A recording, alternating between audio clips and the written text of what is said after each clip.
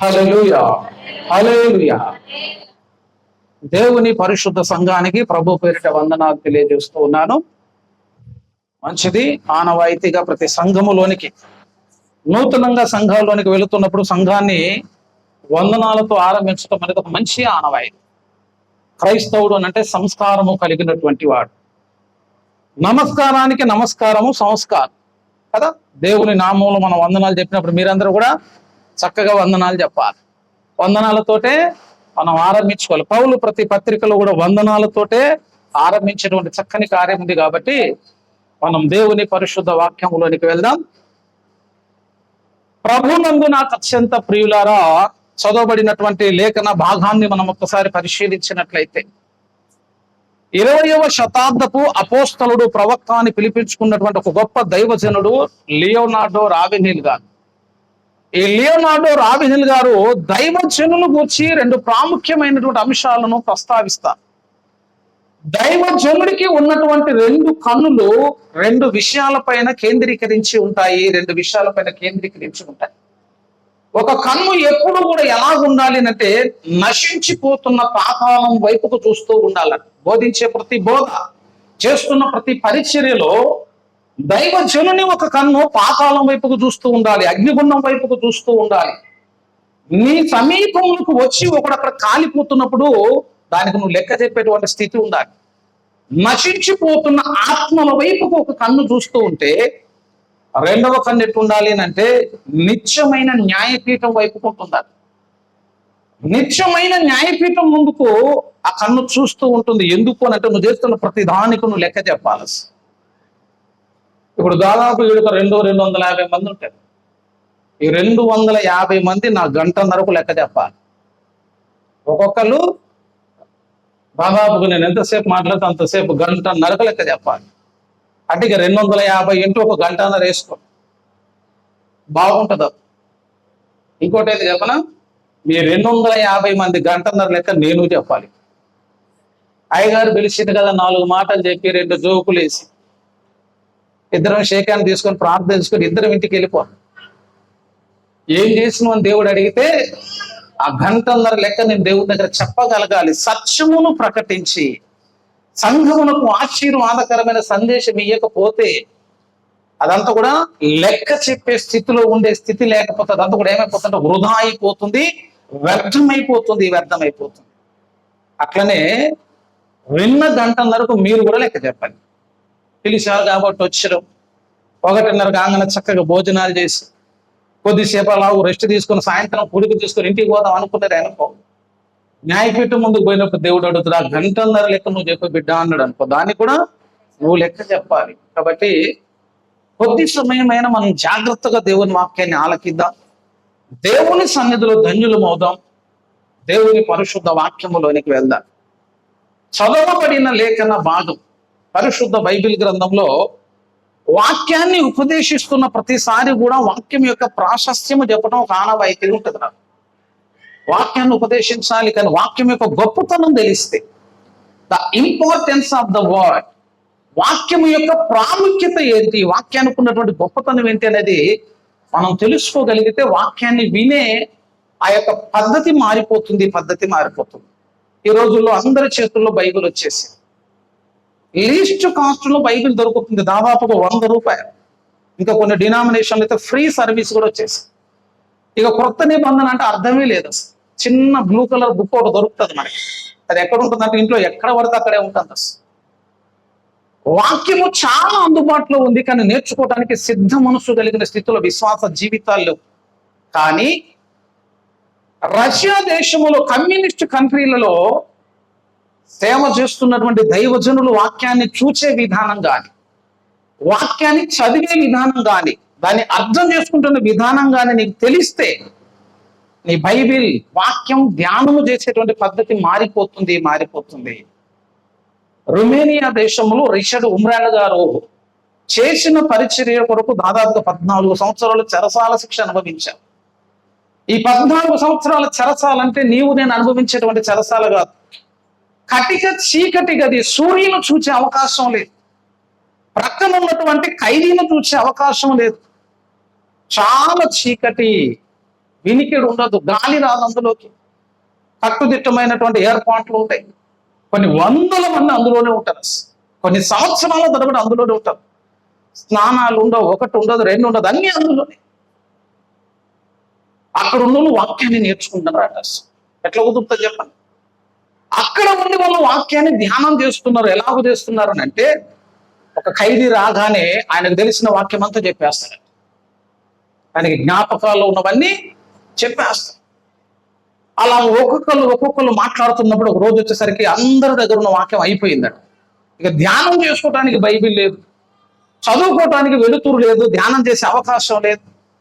ఆ కట్టుదిట్టమైనటువంటి పరిస్థితులు వాక్యం అయిపోతే వాళ్ళందరూ రెండు చేతులు ఎత్తి దేవునికి గోజాడారట. యేసయ్యా, మాకు వాక్యము నేర్చుకోవాలనుంది, వాక్యాన్ని చదువుకోవాలనుంది, సహాయం చేయండి ప్రభు అని దేవుని వైపుకు చేతులు ఎత్తితే కొన్ని వారాలు గడిచిపోయాయి, కొన్ని నెలలు గడిచిపోయాయి. కొన్ని రోజులు అయిన తర్వాత చెరసాల దగ్గరకు వచ్చి రిచర్డ్ ఉమ్రాన్ గారిని ఒక వ్యక్తి అధికారి బయటికి పిలిచాడట. ఉమ్రాన్ గారు మీరు బయటికి రండి అన్నాడు. దేనికి అని చూస్తే రష్యా కంట్రీ, అక్కడ నీళ్లు దొరకవు, నీళ్లు దొరికే అవకాశం లేదు. అధికారులు టాయిలెట్స్కి వెళ్తే ఈ ఖైదీలు చేతులతో ఎత్తిపోయాలా. ఉమ్రాన్ గారిని పిలిచారు. ఉమ్రాన్ గారు టాయిలెట్ దగ్గరికి వెళ్ళాడు. ఒక అధికారి కార్యం అంతా చేసేసాడు. ఈయన వాటన్నిటిని కూడా చేతితో ఎత్తి అవతల పడేస్తున్నప్పుడు ఆ మూలన ఒక పేపర్ కనిపించింది. పేపర్ కనిపించింది, దానికి అంతా కూడా షిట్ ఉన్నది. వాడు దాంతో తూట్ చేసుకున్నాడు.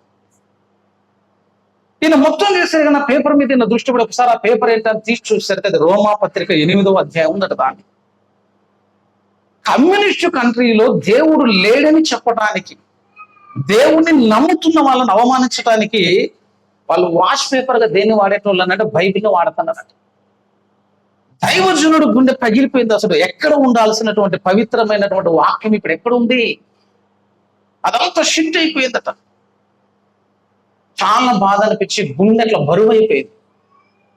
కొద్దిసేపు ఆలోచన చేశాడు, దాన్ని తీసేశాడు. దాన్ని చక్కగా ఇట్లంతా చేసి అక్కడ ఐస్ ఉంటే ఐస్ తోటి దాని అంతటిని క్లీన్ చేసి దాన్ని అంతటిని మడత పెట్టి ఇట్లా దౌడగా పెట్టుకున్నాడట.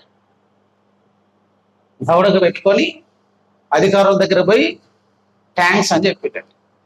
ఎప్పుడు మళ్ళీ ఇట్లా సర్వ్ చేయాలన్నా నన్ను పిలువండి అయ్యా, నేను వస్తాను అంటే వాళ్ళకి అర్థం కావట్లేదు, ఎందుకు ఇట్లా మాట్లాడుతున్నాడు అర్థం కాలే. లోపలికి వెళ్ళిపోయాడు. లోపలికి వెళ్ళిపోయి ఆ పేపర్ను తీసి భోజనం పెట్టేటప్పుడు అట్లా తలుపు తెరుస్తారు అంతే. ఆ తలుపు తెరిచినప్పుడు వచ్చిన వెలుతురులో వాక్యాన్ని చదువుకున్నాడు. ఒక రోజు కాదు, 2 రోజులు కాదు, కొన్ని సంవత్సరాలు. ఆశ ఉండాలి, ఆసక్తి ఉండాలి, నేర్చుకోవాలని తపన ఉండాలి, పట్టుదల ఉండాలి. ఇప్పుడు బైబిల్ని చేతులు పెట్టినా చదవమంటేనే మనకు చదవబుద్ధి కాదు. ఒకరు షిఫ్ట్ అన్నమాట. ఒకడు మలినము చేసినటువంటి ఆ పేపర్ని నోట్లో పెట్టుకోగలుగుతారని అంత ఆశ ఉన్నటువంటి తీవ్రత. నేర్చుకోవాలి. వాళ్ళప్పుడు దేవుని స్తుతించారు. దేవుడు మాకు ఇలాగూ వాక్యాన్ని నేర్పుతున్నాడు. అది నేర్చుకునేటువంటి పద్ధతి. ఆశ అంత ఉంటే, ఆసక్తి అంటూ ఉంటే వాక్యపు లోతుల్లోనికి నేను తీసుకుని వెళ్ళడానికి దేవుడు ఎప్పుడు కూడా సిద్ధంగా ఉంటాడు. కాబట్టి ఆశతో ఉందా దేవుని యొక్క వాక్యములోనికి ఆసక్తితో మనం ముందుకు వెళ్ళిపోదాం. మంచిది. మత్తయి రాసిన సువార్త 1వ అధ్యాయము 1వ వచనం. అబ్రహాము కుమారుడగు దావీదు కుమారుడైన యేసుక్రీస్తు వంశావళి. చదవబడినటువంటి లేఖన భాగాన్ని మీరు ఒకసారి పరిశీలించినట్లయితే పరిశుద్ధాత్మ దేవుడు ఒక ప్రాముఖ్యమైనటువంటి అంశాన్ని మనకు జ్ఞాపకం చేస్తూ ఉన్నారు. 66 పుస్తకాల దైవ గ్రంథములో పాత నిబంధన కొత్త నిబంధనగా విభజన జరిగినటువంటి ఈ స్థితి కనిపిస్తుంది కదా. విచిత్రం ఏంటంటే రాయబడిన మొదటి పుస్తకాలు మొదటి అమెరికాలో లేవు. పాత నిబంధన ఉందనుకో, పాత నిబంధనలో మొట్టమొదటి పుస్తకం ఏంది అని అడిగితే సండే స్కూల్ పిల్లలు చెప్తారు ఆది కాండము అని చెప్పేస్తారు. కానీ వాస్తవంగా రాయబడిన గ్రంథం ఆది కాండం కాదు, అది యోబు గ్రంథం. యోబు గ్రంథాన్ని దేవుడు మొదట రాయించాడు. మరి మొదటి రాయించిన యోబు గ్రంథం ఎక్కడికి వెళ్ళిందంటే అది మధ్యలోకి వెళ్ళిపోయింది, కావ్య గ్రంథంలో చేర్చబడింది. ఆది కాండం ముందు పెట్టారు, యోబు గ్రంథం పెట్టలే. దానికి ఒక కారణం ఉంది. అలానే నూతన నిబంధనలో మొదట రాయబడిన పుస్తకం తెస్సలోనిక పత్రిక. మొదట రాయబడిన సువార్త మార్కు సువార్త, కానీ దేవుడు మత్తయి సువార్తను ముందు పెట్టాడు. ఎందుకు అనేది రావాలని చెప్తున్నా. ప్రశ్న ఉండాలి, ఎందుకు అట్లా అమర్చాలి అసలు. పరమగీతం ఎప్పుడు రాశారంటే యవ్వన కాలంలో పరమగీతం రాశారు. దేవునితో కలిసి నడుస్తున్నప్పుడు, దేవుని దగ్గర ఒక మంచి సాక్ష్యం ఉన్నప్పుడు, దేవునికి హృదయం ఇచ్చినప్పుడు రాసిన గ్రంథం పరమగీతం. పరమగీతం. ప్రసంగి ఎప్పుడు రాశారా అంటే జీవితంలో చేయాల్సిన పాపాలన్నీ చేసి దేవునికి ఎంత దూరం కావాలంత దూరం అయిపోయి మరణానికి అడుగు దూరం వెళ్ళిన తర్వాత అప్పుడు మేలుకొల్పబడి మారు మనసు పొంది పశ్చాత్తాపడి ఆ అనుభవాలన్నీ ప్రసంగిలో రాశారు. కానీ అమర్చినప్పుడు ఏమొచ్చిందో తెలుసా? ప్రసంగి తర్వాతనే పరమగీతం వస్తుంది. ఎందుకు అంటే ఇప్పుడు నేను చెప్పిన వాటి అన్నిటికి ఒక్కొక్క ప్రసంగం చేయొచ్చు. యోబు ఎందుకు ముందు లేదు అంటే దానికి ఒక కారణం. తెస్సలోనికే పత్రిక ఎందుకు ముందు లేదంటే దానికి ఒక కారణం. అసలు మత్తయి సువార్త ఎందుకు ముందు పెట్టారంటే దానికి ఒక కారణం. మత్తయి సువార్త ముందు పెట్టడానికి ఏంటో కారణం ఒకసారి చూద్దాం. మత్తయి 1:1 ఉందనుకోండి, అసలు చదువుకోవటానికి అంత అనుకూలమైనటువంటి అధ్యాయం కాదు. ఎన్నిసార్లు బైబిల్ చదివినా దాన్ని ఎక్కువ ధ్యానం చేయడానికి ఇష్టపడవు. ఎందుకనంటే అందులో ఉన్న విషయాలన్నీ ఎలా ఉంటాయంటే పేర్లే ఉన్నాయి. అందులో బాగా చదువుకున్న గవర్నమెంట్ టీచర్ అంటే ఒకరోజు గ్రూప్ కొడికి చేస్తారండి మనిషి చేయాలి అన్నా, మీరు రావాలన్నా మాకు వాక్యం అంటే బాగా ఇష్టం అన్నది. ఒకసారి 2 సార్లు అయిపోయింది, 4వ సారి పిలిచింది. ఏమనలేక వెళ్ళిన ఒకే ఒక వచనం చదివించాడు అంతే. చదివించి అక్క నువ్వు చదువు అన్నా అంటే ఆమె చక్కగా చదివి నేను మళ్ళీ చదవను, మళ్ళీ చదువన్న 3 సార్లు చదివించినా కూడా అదే చదువుతాను. ఏం చదివిందో తెలుసా? అబ్రహాము ఇస్సాకును కనెను, ఇస్సాకు యాబోకును కనెను అని అంది. మళ్ళీ చదువాలి అన్నప్పుడు అబ్రహాము ఇస్సాకును కనెను, ఇస్సాకు యాబోకును కనెను 3వ సారి కూడా. ఇక నేను అనుకున్నా 100 సార్లు అయినా ఇట్టినే చదువుతావు అని చెప్పి అప్పుడు చెప్పినమ్మా యాబోకు కాదు యాకోబు అని చెప్పి ఈ పొల్లు తీసేపై దానికి పెట్టింది. గవర్నమెంట్ టీచర్, ₹1,00,000 జీతం. తప్పు చదవాలి. ఎందుకు చదవలేకపోతున్నాం అంటే అందులో ఉన్న మొత్తం పేర్లే ఉంటాయి. అందులో ఉన్న పేర్లు నోరు తిరగవు. జరు బాబేలు అనాలంటే కుదురుతాదండి. మనకు అబ్రహాము ఇస్సాకు యాకోబు దాకానే వచ్చు. తర్వాత ఉన్న పేర్లు మనం చదవం. ఆ దేవుడు రాగానే ఒకసారి పేపర్ తిప్పేసినవి అనుకో మనశ్శాంతిగా ఉంటుంది. అసలు ఆ ఒత్తులు వద్దు, ఈ పొల్లులు వద్దు, ఈ గొడవే వద్దు. అసలు ఆ ఒక్క పేపర్ తిప్పి యేసు క్రీస్తు జనన విధము ఎట్లా నగానకాచి మనకు మంచిగా అనిపించింది. అసలు ఒక వాస్తవం చెప్పేది. మత్తయి సువార్త చదువుకోవడానికి నీకు ఇష్టంగా అనిపించదు, రుచికరంగా అనిపించదు, కానీ అందులో 100 ప్రసంగాలు ఉన్నాయని చెప్తాను.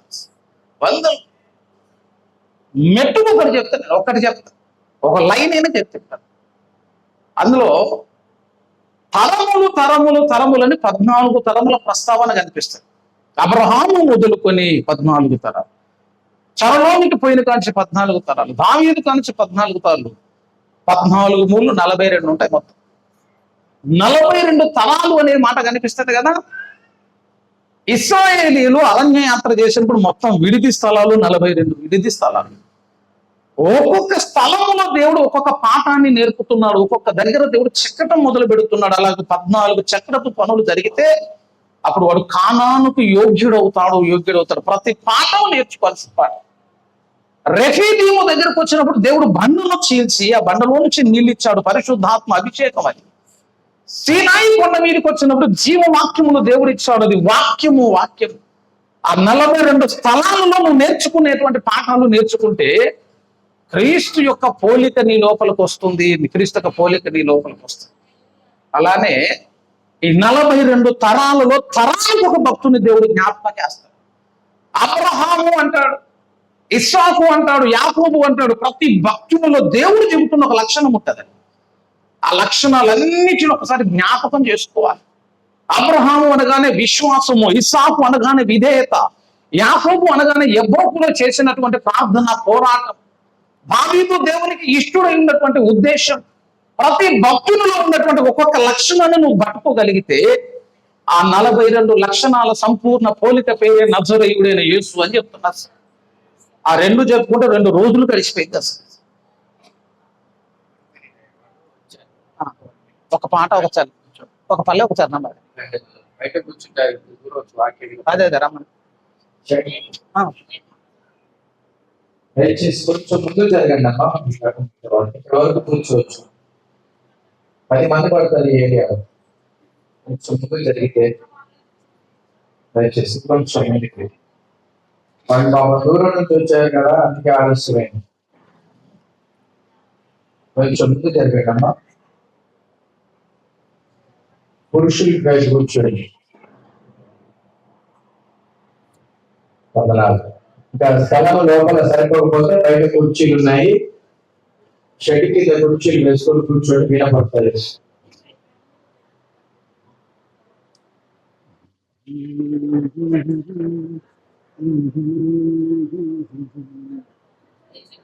కొంచెం త్వరగా త్వరగా వచ్చినా మీకు దొరకండి అమ్మా. ముందు అప్డేషన్ ఖాళీ ఉంది కదా, దొరకండి, ముందు దొరకండి.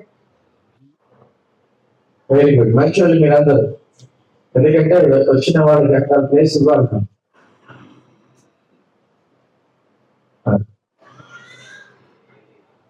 దేవునికి స్తోత్రం చెప్పండి. హల్లెలూయా.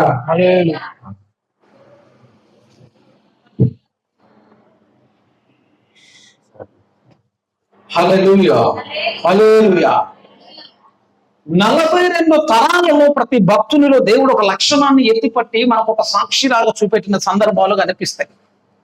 దావీదును చూడగలి ఇతడు నా ఇష్టానుసారుడైనటువంటి మనుషుడు, అతడు నా ఉద్దేశములన్నీ గ్రహించునని చెప్పి అతని గురించి సాక్ష్యం ఇచ్చాను. ఇష్టానుసారుడు ఎలా ఉండాలో దావీదులో మనం నేర్చుకోవచ్చు.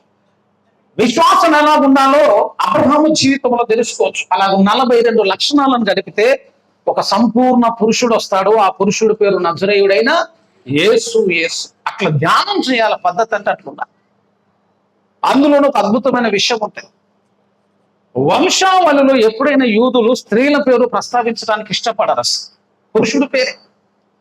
గ్రామటికల్ మిస్టేక్ అనొచ్చు అనుకో, కొంతమంది విరోధులు ఉన్నారు అనుకో. వాస్తవంగా అబ్రహాము ఇస్సాకును గనెను అని ఉంది. చెప్పండి, ట్రూ స్టేట్మెంట్. కన్నది ఎవరయ్యా అంటే సారమ్మగా అంటది. పురుషుడు కంటాడా? పురుషుడు. కానీ అబ్రహాం అంటే ఇస్సాకును కన్నాడట. మరి నొప్పులు ఎవరు తీశారు?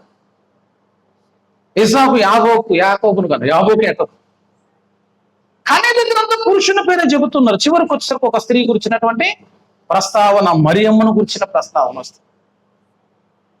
బత్షెబ పేరు కూడా ఎత్తలేమన్నాడు తెలుసా? ఊరియా భార్యగా ఉండినా అని అన్నాడు. ఊరియా భార్య, దావీదు భార్య చెప్పకపోయి. అనేక ప్రశ్నలకు ఆ మొదటి అధ్యాయము ఆరంభము అని చెప్తున్నా. వాటంతటి నేను గదిలించాను, కానీ ఒక్క మాట చెప్తాను, ఒకటి చెప్తాను. ఒకటి చెప్పడానికి అసలు ఏమున్నట్టు కనబడదు కదా. అసలు వాక్యం విరవటం వస్తే 5 రొట్టెలే 2 చేపలు ఎన్ని అయిపోయినాయట? సుమారు రమారం ఏముంది, పురుషులే 5,000 మంది తిన్నారు. ఒక్కళ్ళే వస్తారా? అసలు పురుషులే 5,000 మంది ఉన్నారంటే స్త్రీలు ఎంతమంది ఉండాలి? లెక్క ప్రకారం డబల్ ఉంటారు. ఎందుకంటే లెక్క తెలుస్తుంది కదా. పోనీ సమానంగా వచ్చి అనుకుంది. ఇటు 5,000 మంది తింటితో స్త్రీలు కూడా ఒక 5,000 మంది. పోనీ స్త్రీలు పురుషులు వస్తారు, చిన్నపిల్లలు రారా? వాళ్ళు ఒక 5,000 మంది వేసుకుని మొత్తం రమారమి అన్నాడంటే ఒక 15,000 మంది తిన్నారే.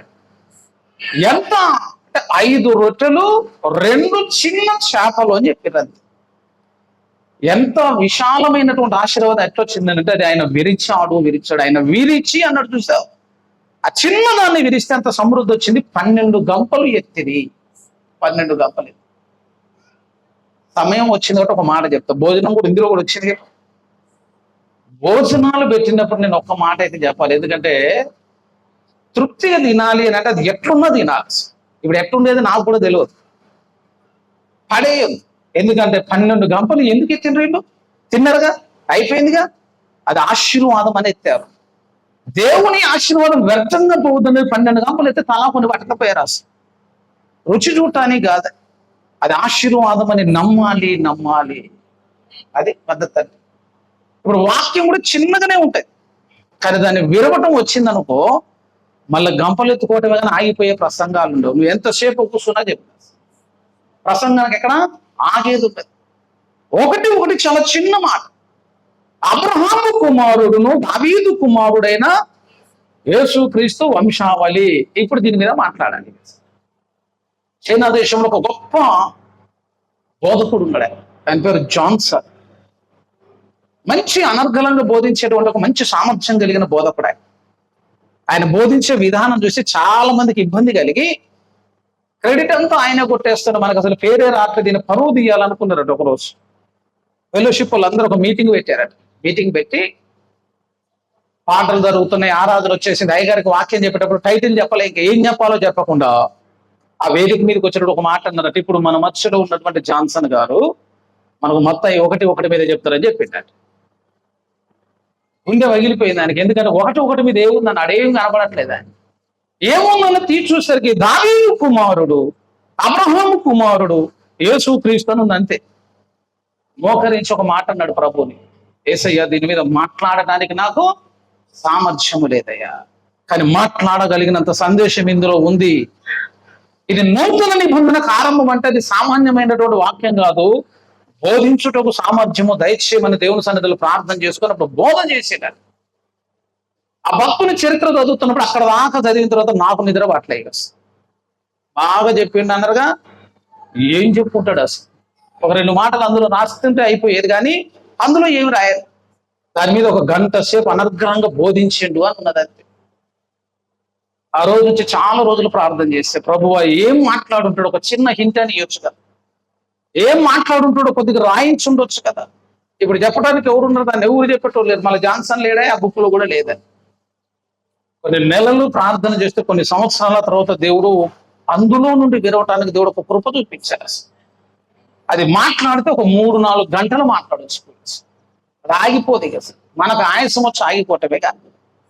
చిన్న మాటలు కనిపిస్తున్నాయి, చిన్న మాటలు. ఏముంది ప్రారంభంలో ఒకసారి మీరు చూడండి, ఒకే ఒక మాట, అబ్రహాము కుమారుడు దావీదు కుమారుడు అనే 2 ప్రస్తావనలు ఉన్నాయి కదా.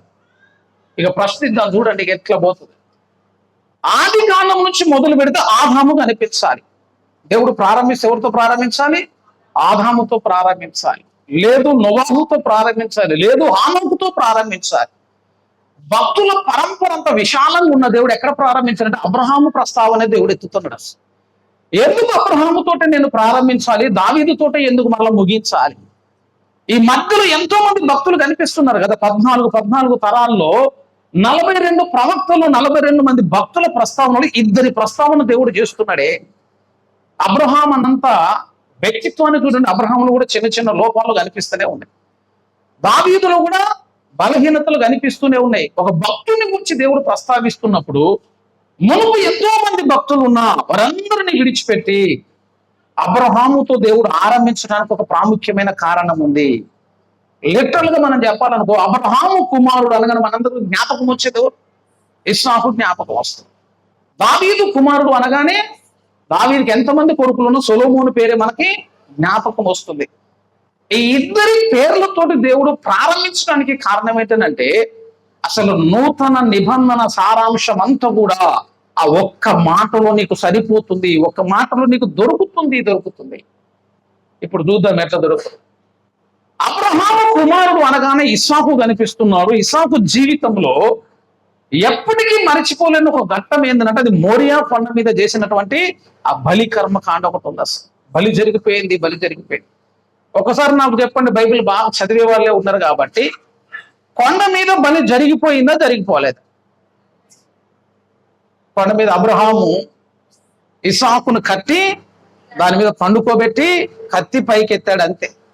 అప్పుడు యెహోవా దూత మాట, అబ్రహామా అని అదొక మాట, నీకు ఒక్కడై ఉన్న నీ కుమారుణ్ణి నాకు వెనుతీయలేదు కనుక నీవు దేవునికి భయపడు వాడవని ఇందు మూలంగా నాకు అనబడుచున్నది. ఆగింది బలి అయిపోయిందా? బలి ఆగిపోయింది. కానీ అదే బైబిల్ గ్రంథం చెబుతుంది బలి జరిగిపోయింది అని చెప్తుంది. హెబ్రీలకు రాసిన పత్రిక ఒకసారి చూడండి. హెబ్రీలకు రాసిన పత్రిక 11వ అధ్యాయము 17 చదువుదాం. 17 అబ్రహాము శోధింపబడి ఈ విశ్వాసమును బట్టి అర్పించడం ఇక్కడ ఉంది, కానీ ఆది కాండంలో బలి అర్పించినట్టుందా? బలి ఆగిపోయినట్టుంది. మరి ఏది రైటో చెప్పాలి. ఆది కాండం రైటర్ కొన్ని హెబ్రీ పత్రికను తీసేద్దామా, హెబ్రీ పత్రిక రైటర్ ఆది కాండాన్ని తీసేద్దామా అంటే అసలు ఏది తీయొద్దు. 2 కూడా వాస్తవం. అర్పించము అని ఎలా రాసావు పౌలు అని అడిగితే పౌలు చెప్పే సమాధానం ఏంటో తెలుసా? ఎత్తిన కత్తి అట్టనే ఉంది, దేవుని దూత మాట్లాడలేదనుకో ఏమైపోయిందట? బలి జరిగిపోయింది. బలి ఆ రోజు జరగటం కాదు, దేవుడు మాట్లాడిన రోజే అబ్రహాము తన హృదయంలో ఒక బలి ఇచ్చేసాడు. నా కొడుకుని నేను అప్పగించాను ఆగకపోతే బలి జరిగిపోయేది. పిలిచాడు కాబట్టి ఆపాడు, లేకపోతే అబ్రహాము ఆపడు. హృదయములో జరిగిన కార్యాన్నేమో పౌలు రాశారు. జరిగిపోని ఆ బలిని గురించేమో ఆదికాండం ప్రస్తావిస్తుంది. ఆ కార్యము నీకు దేన్ని జ్ఞాపకం చేస్తుందనంటే, కల్వరి కొండ మీద నజరేయుడని యేసు నీ కొరకు నా కొరకు చేసిన బలి కర్మ కాండకు అదొక సూచన అని చెప్తాం. అదొక ముంగుర్తు. ఎంత చక్కని సాదృశ్యం అని అంటే, తండ్రి పక్కన ఉన్నాడు, కట్టెల మోపు కుమారుడి మీద ఉంది, చేతిలో ఒక నిప్పు ఉంది. ఇస్సాకు అమాయకం ఒక మాట అంటాడు, తండ్రి కట్టెలలో నిప్పు ఉన్నది కానీ దహన బలికి గొర్రె పిల్ల ఏది అని అడిగింది. అంతే. అంటే మౌనంగా వెళ్ళిపోతూనే ఉన్నది. ఇద్దరు కొండ మీదకి ఎక్కారు. దాదాపుగా అప్పుడు ఇస్సాకు వయసు వేసుకుంటే ఎంత వేసుకోవచ్చు? 15 వేసుకోండి. అబ్రహాంకి ఎంత ఉంటుంది? 115 ఉంటుంది. అప్పటికే 100 కదా. ఇస్సాకు కట్టి ఆ బలిపీఠం మీద పండుకోబెట్టినని ఉన్నది. ఇస్సాకు మాట్లాడుతాండి, ఏం మాట్లాడాలి? గొర్రె పిల్ల ఏదంటే ఏం మాట్లాడలే. కానీ ఇక్కడికి వచ్చినాక 2 చేతులు కాళ్ళు కట్టేసి బలిపీఠం మీద పండుకోబెడితే ఇస్సాకుకు అర్థమైందా? అర్థం కాలేదా? అర్థమైపోయింది. 120 సంవత్సరాలు 115 సంవత్సరాలు అబ్రహాము బలవంతంగా కడతాడా? కాళ్ళు చేతులు కట్టలే. కానీ ఇస్సాకు ఏం చేసినో తెలుసా? విధేయతగా లోబడ్డాడంతే. ఏమో చేస్తున్నాడు నాన్న. గొర్రె పిల్ల ఏదని అడిగాను, కానీ నేనే ఆ గొర్రె పిల్లని. ఇప్పుడు నాకు అర్థమైపోయింది. ఒక్క నిమిషం ఆగు డాడీ అని ఆపి. మనం అయితే నువ్వు నేను ఆ ప్లేస్ లో ఉంటే ఒక్క నిమిషం ఆగు. గొర్రెపిల్ల లేదంటే లేదు బిడ్డ నువ్వే గొర్రెపిల్ల అన్నాడు అనుకో, చిన్న చేంజ్ చేద్దాం. అయితే ఆ 2 చేతులు కాళ్ళు అబ్రహాం గట్టి దాని మీద పండుకోబెట్టలేడా అండి? పండుకోబెట్టగలిగేంత బలం ఉన్నది. ఎందుకంటే ఆయన వృద్ధుడు పాపం. అయినా కూడా ఇస్సాకు మారు మాట్లాడకుండా మౌనంగా ఉన్నాడు. చూసావు ఎక్కడికి నిన్ను తీసుకుని వెళ్తుందంటే కల్వరి కొండపైన దేవుని చిత్తమును నెరవేర్చడానికి యేసు ప్రభు మౌనంగా చూపుతున్న విధేయత అదొక గుర్తు అని చెప్తున్నాం. ఇస్సాకు అంటే ఆ మోరియా కొండ మీద జరిగిన ఘట్టమే నిజ స్వరూపంలో ఆ కల్వరి కొండ మీద యేసయ్య నీ జీవితంలో నా జీవితంలో జరిగించిన ఒక గొప్ప కార్యం. అబ్రహాము కుమారుడని ఎందుకు ప్రారంభించమంటే శిలువతోటే నూతన నిబంధన ఆరంభము కాబట్టి, శిలువతోటే ఈ యజ్ఞముతోటే ఆ కల్వరి కొండతోటే ఆరంభం అవుతుంది కాబట్టి రక్షణతోటి ఆరంభం అవుతుంది. అబ్రహాము కుమారుడని చాలా మంది పిలుచుకుంటారు కదా. అబ్రహాము కుమారుడు అంటే అర్థం ఏంటో తెలుసా? అబ్రహాము కుమారుడు అంటే రక్షణ పొంది ఉన్నవాడు అని అర్థం అన్నమాట. అబ్రహాము కుమారుడు అంటే రక్షణ పొంది ఉన్నాడు. ఏం చెప్పినా మనం వాక్యం చెప్పాలి. జక్కయ్య కథ చదవండి, లూకా సువార్త 19లో ఒక చక్కని మాట, ఇతడులో అబ్రహాము కుమారుడే నేడు రక్షణ ఈ కుటుంబమునకు వచ్చి ఉన్నది. లూకా సువార్త ఒకసారి చదవండి అన్నమాట, 19వ అధ్యాయము. ఇతడును అబ్రహాము కుమారుడే, ఎందుకనగా నేడు ఈ ఇంటికి రక్షణ వచ్చి ఉన్నది. రక్షణ వచ్చినది. ఇప్పుడు అబ్రహాము కుమారులు అంటే ఎవరు? రక్షించబడిన వారు. నేను చెప్తున్న సంఘము అని అంటే రక్షించబడిన సమూహం అంతే. కొంతమంది ఏళ్ళ తరబడి వస్తారు కానీ రక్షణ పొందరు. మరి అదేం విచిత్రమో అర్థం కాదు. రక్షణ ఉందా? జక్కయ్య మారిపోయిందండి. జక్కయ్యను గురించి అన్నాడు, ఇతడు అబ్రహాము కుమారుడే. ఎట్లా చెప్తున్నావు ఇతడు అబ్రహాము కుమారుడు అంటే? నేడు రక్షణ ఈ ఇంటికి వచ్చి ఉన్నది. అబ్రహాము కుమారుడని పిలిపించుకున్న అర్థం ఏంటంటే రక్షించబడిన గుంపు అని అర్థం. యేసు రక్తము చేత కడగబడిన గుంపు అని అర్థం. యేసుకు హృదయం ఇచ్చిన గుంపు అని అర్థం. క్రీస్తు యొక్క శిలువతోటి ఏకీభవించిన వాడు అని అర్థము. ఏకీభవించవాడు అని అర్థం. అబ్రహాము కుమారుడు అని అంటే రక్షణ పొందుట. ఇక ఆ విషయం గురించి నేను ఎక్కువ మాట్లాడిన కానీ తర్వాత ఇంకొక మాట ఉంది. దావీదు కుమారుడు అనగా ఇప్పుడు ఎవరు జ్ఞాపకం రావాలి? దావీదు కుమారుడు అంటే సొలొమోను జ్ఞాపకం వస్తుంది. సొలొమోను జీవితంలో జరిగిన ఒక మంచి ఘట్టం పేరు చెప్పాలంటే మందిర నిర్మాణం చెప్తారు. ఒక అద్భుతమైన మందిరాన్ని సొలొమోను కట్టాడు. ఇప్పుడు సొలొమోను మందిరాన్ని కట్టినట్లుగానే యేసు ఒక మందిరాన్ని కడుతున్నాడు అని చెప్తున్నారు. మరి కంపారిటివ్ చూడాలా. దావీదు కుమారుడు అన్నప్పుడేమో సొలొమోను గుర్తొస్తున్నాడు. సొలొమోను కట్టిన మందిరం గుర్తొస్తుంది. ఆ సొలొమోను లాగానే ఒక మంచి మందిరాన్ని పరమ సొలొమోను అయినటువంటి క్రీస్తు కడుతున్నాడు. అక్కడ అబ్రహాము కుమారుడు అన్న క్రీస్తే, ఇక్కడ దావీదు కుమారుడైన క్రీస్తే. ఆయనేమో మోరియా కొండ మీద బలికి వెళ్ళాడు, ఈయనేమో కల్వరి కొండ మీదకి బలికి వెళ్ళాడు. ఆయనేమో చేతులతో నిర్మించిన ఒక మందిరాన్ని నిర్మించాడు. పరమ సొలొమోను అనేటువంటి క్రీస్తేమో ఆత్మ సంబంధమైన మందిరాన్ని ఒకదాన్ని కడుతున్నాడు. ఆ కట్టబోతున్న మందిరం పేరు సంఘము అని చెప్తాడు. ఆ సంఘము మందిరమే. పేతురు అంటాడు ఆత్మ సంబంధమైన. ఒకసారి చూడండి, పేతురు రాసిన మొదటి పత్రిక మీరు ఒకసారి గమనించినట్లయితే, పేతురు రాసినటువంటి మొదటి పత్రికలో ఒక చక్కని ప్రస్తావన. మొదటి పేతురు పత్రిక 2వ అధ్యాయము 5. యేసుక్రీస్తు ద్వారా దేవునికి అనుకూలములకు ఆత్మ సంబంధమైన బలులు అర్పించుటకు పరిశుద్ధ యాజకులుగా ఉండునట్లు మీరును సజీవమైన రాళ్ల వలె ఉండి ఆత్మ సంబంధమైన మందిరముగా కట్టబడుచున్నారు. ఆయన దేవదూరం రాళ్ళతో కట్టాడు, బంగారంతో కట్టాడు, అలంకరించాడు. ఒక అద్భుతమైన మందిరం అది. బంగారంతో పోత పోసేటట్టు ఊహించుకోండి ఎట్లుంటది. రాయికి మధ్యలో మనం ఏం పెడతాం? సిమెంట్ పెట్టి అతికిస్తాం. వాళ్ళంతా కట్టి ఆ గోడలకు బంగారు తాపం వేసేటట్టు.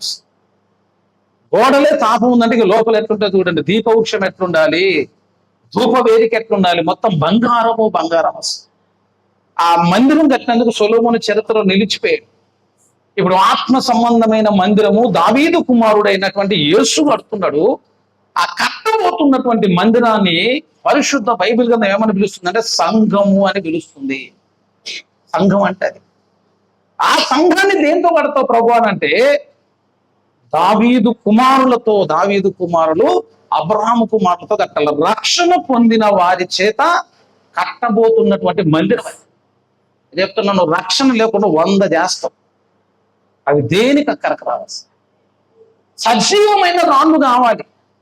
అబ్రహాము కుమారుడు హృదయము దేవునికి ఇచ్చిన వాళ్ళందరినీ ఒకరు చేర్చి ఆ సజీవమైన రాళ్ల చేత ఇప్పుడు దేవుడు ఏం కట్టబోతున్నట? ఒక మందిరమును కట్టబోతున్నాడు. దాని పేరు సంఘము. సంఘం అంటే ఒక ప్రాముఖ్యమైనటువంటి అంశం. ఈ భూమి మీద కార్మిక సంఘాలు కొన్ని. ఈరోజు మేడే అంటే అర్థం ఏంటంటే కార్మికుల దినోత్సవం.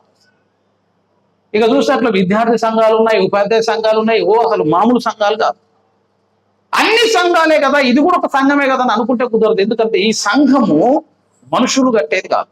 ఈ సంఘాన్ని ఎవరు కడుతున్నట? దేవుడు కడుతున్నాడు. సంఘము అంటే చాలా విశాలమైనటువంటి అర్థం. దేవుడు తన స్వరత్వం ఇచ్చి సంపాదించిన సంఘం. సంఘములో దేవుని జీవం ఉంటుంది. సంఘము దేవునికి నివాస స్థలము. అంధకార అధికారము నుంచి, సాతాను ఏలుబడి నుంచి దేవుడు భూమి మీద కట్టిన ఒక గొప్ప వ్యవస్థ పేరు సంఘము అని చెప్పాలి.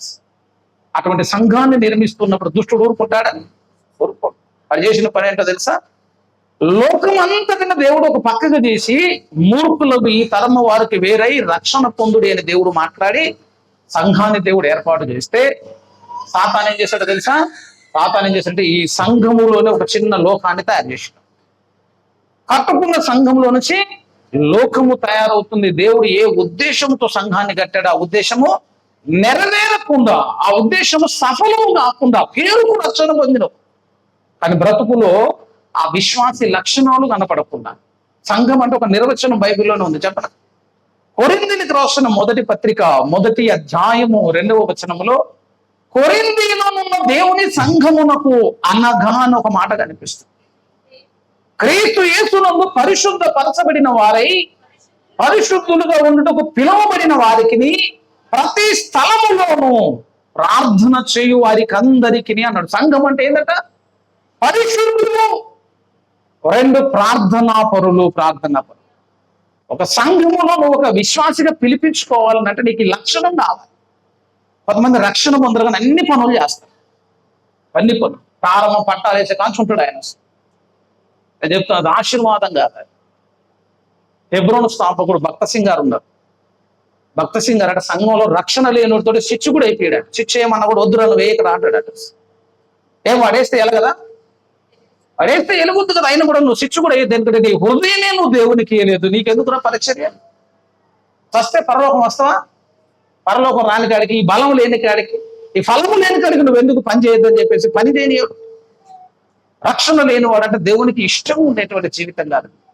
అధికారంలో నుంచి ఈ వెలుగులోనికి నువ్వు వచ్చిన తర్వాత నీ బ్రతుకు మారాలి. పరిశుద్ధులుగా ఉండుటకు పిలువబడిన వారు నీ బ్రతుకులో పరిశుద్ధ పాపమును విడిచిపెట్టిన స్థితి కావాలి. పాపాన్ని ప్రేమిస్తూ ప్రభువుకు నువ్వు లోపడతావు అంటే కుదిరే పని కాదు. పాపము నీ జీవితంలో ఉండదు అంతే. పరిశుద్ధులుగా ఉండుటకు పిలువబడిన వారికి ప్రతి స్థలములో ప్రార్థన చేయాలి. కొంతమంది ఏమనుకుంటాడు, ఇక ప్రార్థన చేయకపోతే ఏమైద్దిలే అనుకుంటాం. ప్రార్థన చేయకపోతే ఏమైంది అంటే నువ్వు పరిశుద్ధుడు అయితేవేమో కానీ దేవుని సంఘములో ఒక అర్హతను కోల్పోతావు అంతే. మొదటి సమయంలో 12:23 ఒక మాట అంటాడు. సమయంలో ఏమంటాడో తెలుసా? నాకు అయితే నేను మీ నిమిత్తము ప్రార్థన చేయుట మానుట వలన దేవుని దృష్టికి గొప్ప పాపిని అగుదును అన్నాడు అంతే. ఏం పాపం అంటది? ప్రార్థన చేయకపోవటం పాపం. సంఘముగా నువ్వు పిలిపించుకోవాలి అంటే కొంతమంది సభ్యత్వాలు కొన్ని డబ్బులు కట్టి సంఘ సభ్యుడిగా సభ్యత్వాన్ని కొనుక్కుంటాం. నువ్వు ఎన్ని డబ్బులు కట్టినా రికార్డులో నీ పేరు ఎక్కినా కూడా అసలు దేవుని దగ్గర ఉన్న రిజిస్టర్లో నీ పేరు ఎక్కాలంటే ముందు నీకు రక్షణ ఉందో లేదో దేవుడు చూస్తాడు. రెండోది నీకు మోకాళ్ళ జీవితం ఉందో లేదో చూస్తాడు. ఇవి రెండు లేనప్పుడు అసలు దేవుడు నిన్ను సంఘ సభ్యుడిగా కూడా ఎంచడు అని చెప్తాడు. ఆ సంఘం ఇప్పుడు ఎదుగుదలలోనికి రాకుండా, ఆ సంఘము అభివృద్ధి చెందకుండా, ఆ సంఘమునకు క్షేమము జరగకుండా దుష్టుడు బలమైనటువంటి కార్యాలు చేస్తాడు, బలమైన కార్యాలు చేస్తాడు. కాబట్టి మనం ఏం చేయాలంటే సంఘము ఎదగాలి అంటే ఏ రీతిగా కట్టుకోవాలో తెలుసుండాలి. 1 తిమోతి పత్రిక 3వ అధ్యాయము 15వ వచనములో జీవము గల దేవుని సంఘములో అనగా మందిరములో జనులు ఎలాగూ ప్రవర్తించవలెనో మీకు తెలియవలను. ఒక పద్ధతి ప్రకారం కట్టుకోవాలని చెప్తారు. కట్టుకున్న సంఘం మంచిగానే ఉంది, కానీ కట్టుకున్న సంఘము క్షేమము కావాలి, రెండు అభివృద్ధి కావాలి. రెండు మాటలు ఉన్నాయి కదా. సంఘ క్షేమాభివృద్ధులు ఏమేమి కావాలి? క్షేమము, రెండోది అభివృద్ధి. ఎప్పుడు జరుగుతాయి అని అంటే ప్రార్థన జీవితం ఉన్నప్పుడు జరుగుతాయి. చాలాసార్లు మనం మనుషులను కట్టాలని ప్రయత్నం చేస్తాం కానీ జనాలు రారాడు. సంఘాన్ని ఎవరు కట్టాలంటే దేవుడు కట్టాలి. జనములను ఎవరు నడిపించాలంటే దేవుడు నడిపించాలి. నిత్యము ప్రార్థన జరగాలి. బలిపీఠం మీద ఎప్పుడు కూడా మంట ఎట్లుంటుందంటే మండుతూనే ఉంటుంది. బలిపీఠం మీద అగ్ని ఎప్పుడు ఆరిపో. మనకేం పెద్ద ప్రసంగాలు కావాలంట. భక్సింగ్ గారు ఒక రోజు మీటింగ్ చెప్పి వెళ్ళిపోతుంటే ఆ రోజు ట్రైన్లో చాలా చోట్ల ఆగుతాయి.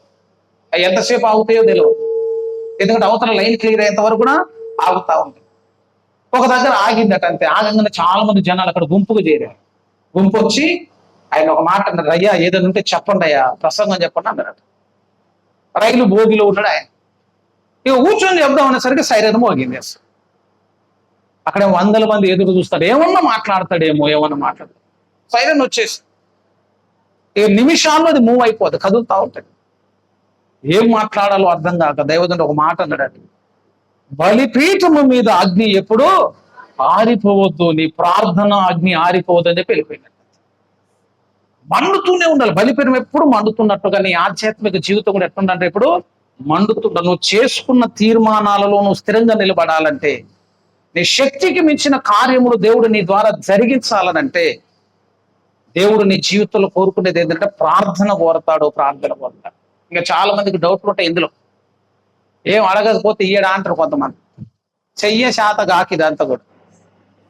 మనము అడగక మునిపే మనకు అక్కరగా ఉన్నవేవో ఆయనకు తెలియని అన్నాడుగా. ఇప్పుడు అమ్మాయిని అట్నే పెడతాదండి. 12:30 కాగానే వాడిని 2 బీకి పెట్టట్లే.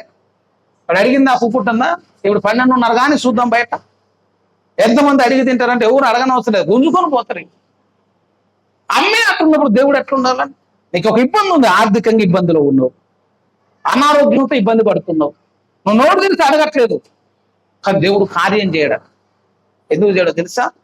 అసలు ప్రార్థన అన్న వ్యవస్థ నీకు అర్థం కావాలి. ప్రార్థన అంటే అర్థం ఏంటంటే ఈ లోకమంతా అధికారం అంతా కూడా ఎవరి చేతిలో ఉంది? ఇప్పుడు దుష్టుని చేతిలో ఉంది. లోకానికి అధికారి దుష్టుడు. ఈ లోకమంతా వానికి అప్పగించేశావు. దేవుడు ఈ లోకంలోనికి ఇన్వాల్వ్ కావాలన్నా, నీ జీవితంలో దేవుడు కల్పించుకొని రావాలన్నా దేవునికి ఒక ఆహ్వానం ఉండాలి. నువ్వు రమ్మని పిలవాలి, సహాయం చేయమని పిలవాలి. దేవుడు నీ ప్రార్థన గదిలోనికి వచ్చిన తర్వాత సైతాను అడగతాడు, ఎందుకు వచ్చినా వాడు ఏమైనా పిలిచిందా? పిలువంది ఎందుకు వచ్చావని న్యాయమైన ఒక ప్రశ్న అడిగినప్పుడు దేవుడు కూడా ఏమైపోతాడంటే మౌనంగా ఉండాల్సిన పరిస్థితి వస్తుంది. న్యాయంగా దేవుడు నీ జీవితంలో కార్యం చేయటానికి నువ్వు పిలిచేటువంటి పిలుపు పేరే ప్రార్థన అని చెప్తున్నావు. దేవుని పోలికలోనికి నిన్ను చెక్కటానికి దేవుడు ఏర్పాటు చేసిన ఒక చక్కని పద్ధతి పేరే ప్రార్థన. దేవుని ముఖమును నువ్వు చూడొచ్చు, దేవుని స్వరమును నువ్వు వినొచ్చు. ఆ ప్రార్థన నీ జీవితంలో లేనినాడు నువ్వు ఎన్ని చేసినా ఏమైపోతుంది? ఇప్పుడంతా కూడా వ్యర్థమైపోతుంది. అంటే విశ్వాసి కలిగి ఉండవలసిన కనీస అవసరత ప్రార్థనా పరులు అని పిలుచుకోవాలి. ప్రార్థనా యోధుడు అని బైబిల్లో పిలువబడిన భక్తులు ఉన్నారు. ప్రార్థన ఉండాలి. వ్యక్తిగతంగా నువ్వు ప్రార్థన చేసే అనుభవం నీకు ఉండాలి. రెండోది ఏంటి చెప్పని, ఇప్పుడు ఎంతసేపు అయ్యగారే ప్రార్థన చేస్తూ ఉంటాడు కదా, చాలా సమస్యలు వచ్చిన నువ్వు ఏమంటుంటావు, అయ్యగారు కొంచెం ప్రార్థన చేయండి అని అంటాడు. అసలు నాకు ఇంకా విచిత్రం అనిపిస్తుంది. బైబిల్లో పౌలు సంఘం దగ్గరకు వచ్చి ఒక మాట అంటాడు, మా నిమిత్తము ప్రార్థన చేయుడి అన్నాడు.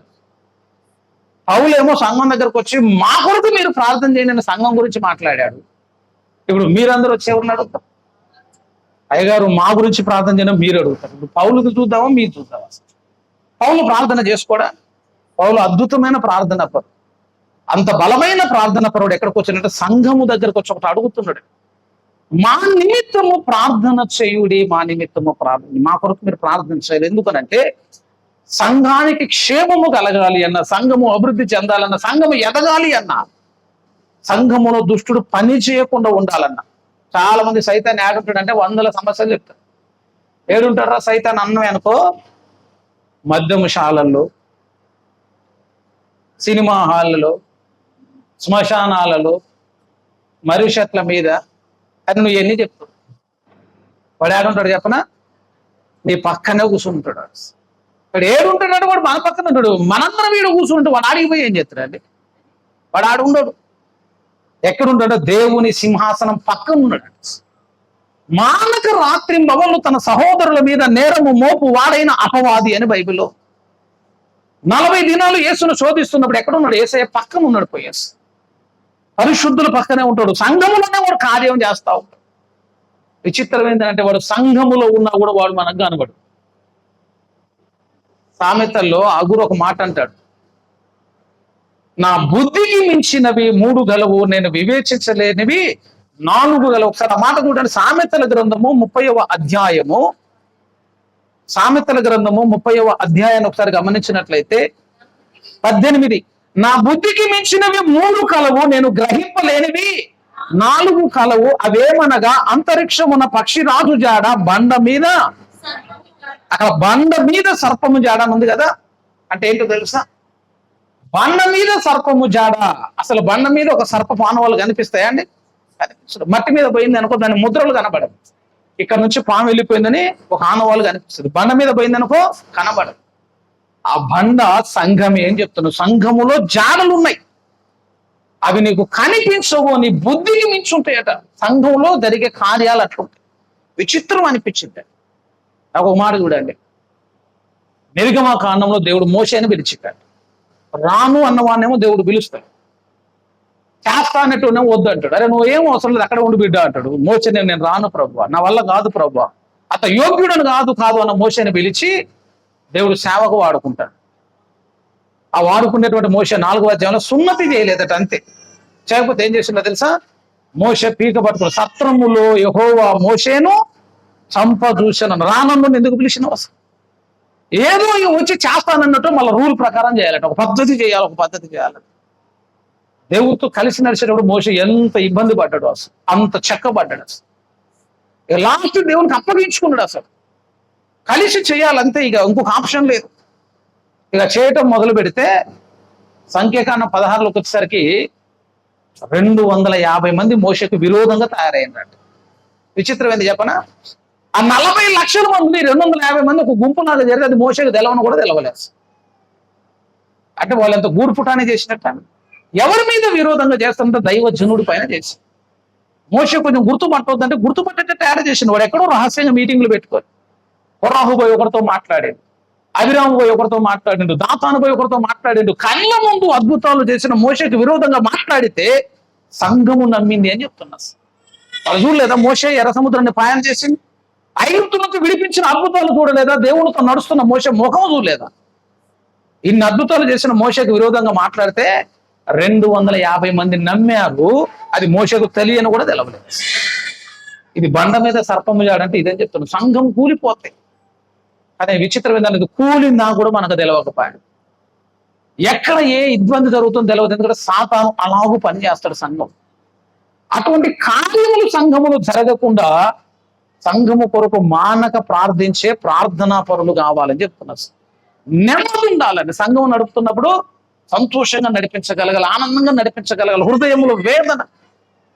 మనుగురు పోతే సెమీ క్రిస్మస్కి పోయి నాకు వాక్యం ఇచ్చే ముందు ఒక అయ్యగారు మాట్లాడంటాడు. ఒక మాట అన్నాడు. ఆయన అన్న మాట నాకు బాగా తాకి. ఏమన్నాడు తెలుసా? దేవుని దయ వల్ల నా సంఘం నాకు చాలా ఇచ్చింది, ఎప్పటికీ మర్చిపోలేని ఇచ్చింది అన్నాడు ఆయన.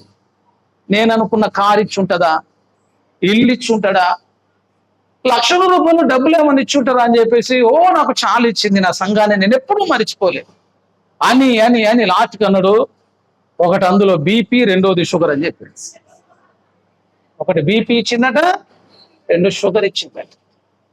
అయిపోయినాక అడిగిన ఎందుకయ్యా అంత మాట? ఏం చెప్పాలి? ఒక ఆమె వచ్చేమో ఆమె మీద చెప్పిద్దాడు, ఆమె వచ్చేమో ఈమె మీద చెప్పిద్దట. ఇప్పుడు ఎవరిని కాదనుకోవాలి? ఒక ఆమె ఉంటుంది, ఆమె వస్తే నేను రేపు గుడికే రాన్నాడు. ఏం వచ్చి ఉంటుంది, మరి ఏం వస్తే నేను రా, నువ్వు ఎక్కువ వాళ్ళ ఇంటికి పోతావు అన్నదా. నేను ఇద్దరిని పని చేయమని, ఇద్దరిని పని, ఒకరితో పని చేసేందుకు ఇద్దరిని పని చేసిన అసలు గోలే ఉండదు. నేను అంటున్నా ఇదే మాట. రేపు పరలోకం వస్తుంది, నువ్వు రా వాడికి కూర్చోవచ్చు, ఏడొచ్చోడు కూర్చొని 4 మాటలు నేను బతుకు మార్చుకోవాలి. కానీ ఏం బతుకు మార్చుకోకుండా ఇడికొచ్చి మళ్ళీ నీతి మాట్లాడేందుకు? వాళ్ళు ఎటు మాట్లాడగలుగుతుంది? దైవచనుడు అంటే తండ్రి సమానుడు అని చెప్తున్నాడు బైబిల్ చెప్పిన మాట. బైబిల్లో పౌలు పద్ధతి ఎట్లుందో తెలుసా? స్తన్యమిచ్చు తల్లి వారిని ఆదరించున్నట్లు మేము మీ మధ్య శిశువులమై ఇంటిమి అన్నాడు.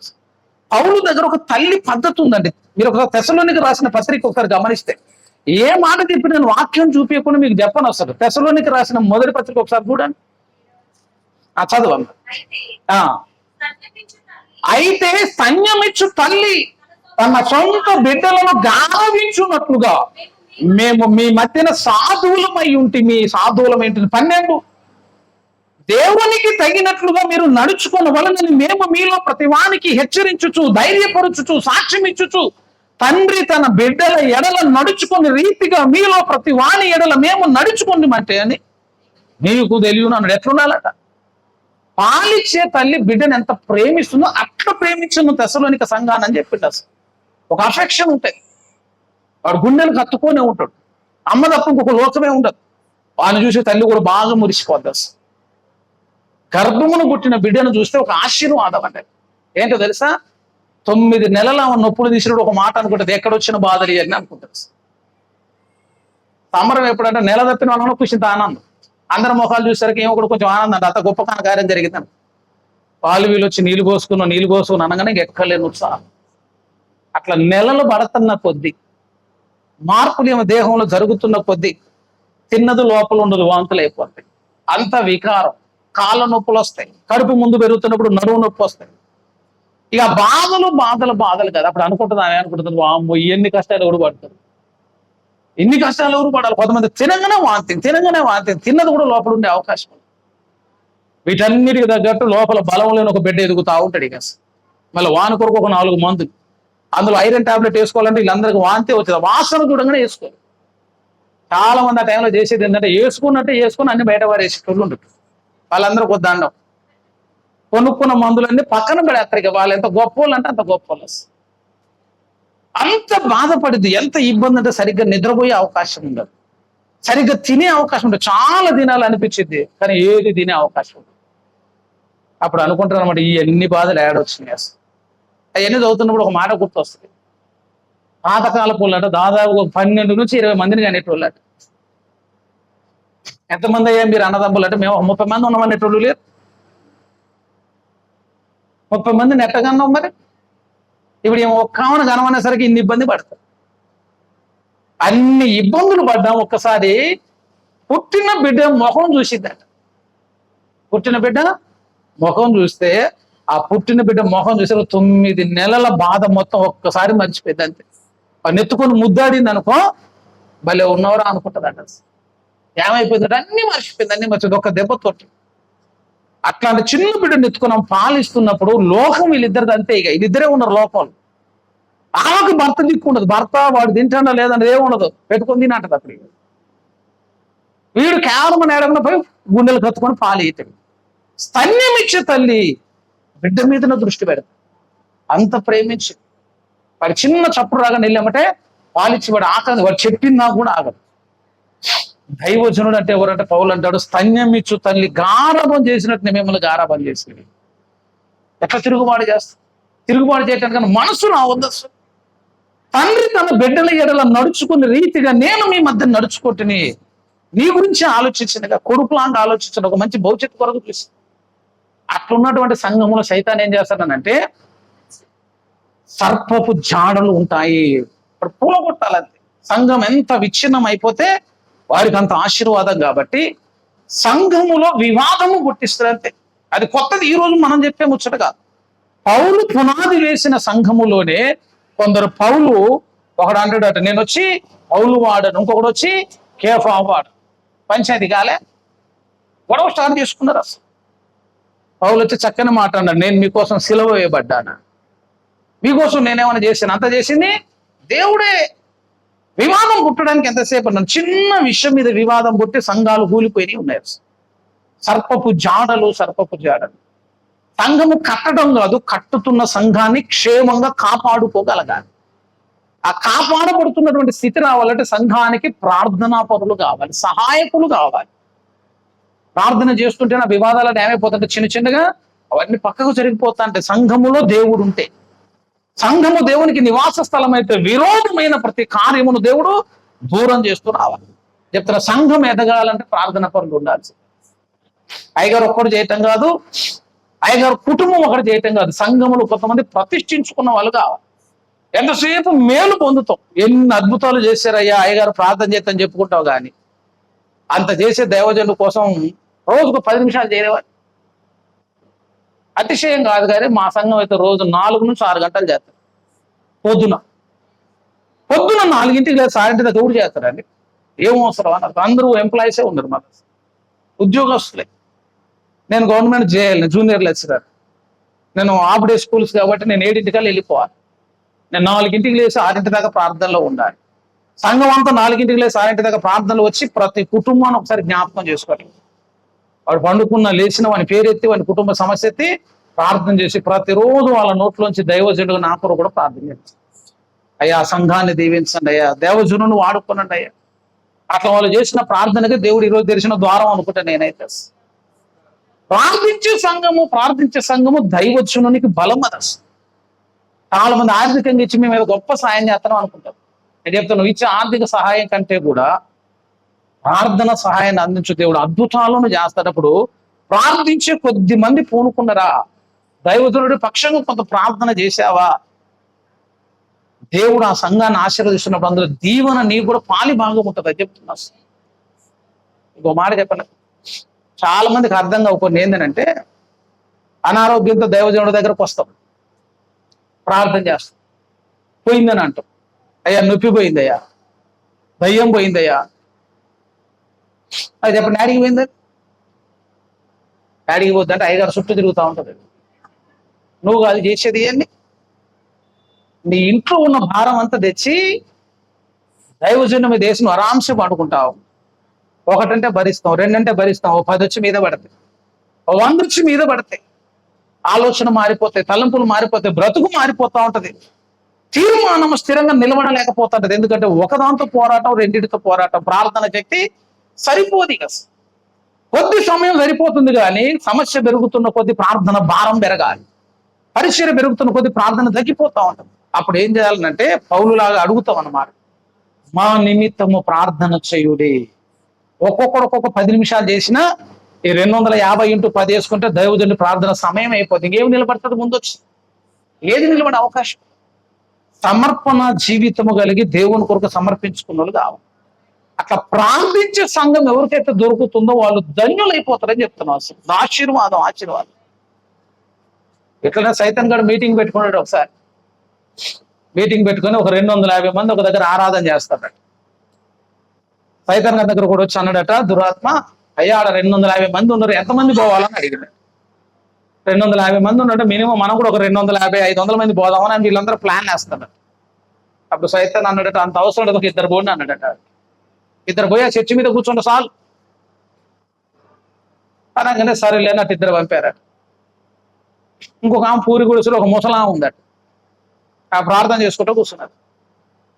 అందులో కూడా వచ్చాడు ఇంటి మరి ఒక ముసలినాడు ప్రార్థన చేస్తుంది, మరి ఎంతమందిని పంపాలి, ఒక ఇద్దరిని పంపనా అన్నాడు. ముసలామకి ఇద్దరు ఎందుకురా, పక్కనోడు అన్నాడు, ఒకరు సరిపోద్దిలే అన్నాడు. ఇంకోడు అన్నాడట, ఏ చేసి అదే నిద్రపోతే అసలు ఆమె కోసం ఇంకోటి పంపుడు ఎందుకురా అన్నాడు. సైతన్ గారు అన్నాడట, ఒక 250 మంది కొట్టాడు అన్నాడు. ఎందుకు వేసాయా అని అడిగితే, 250 మంది ఉన్న వాళ్ళు ఏం చేయర్రా, కాము పండుకుంటారు, వాళ్ళని మనం ఏం చేయనవసరం లేదు, వాళ్ళు ఆల్రెడీ పండుకునే ఉంటారు.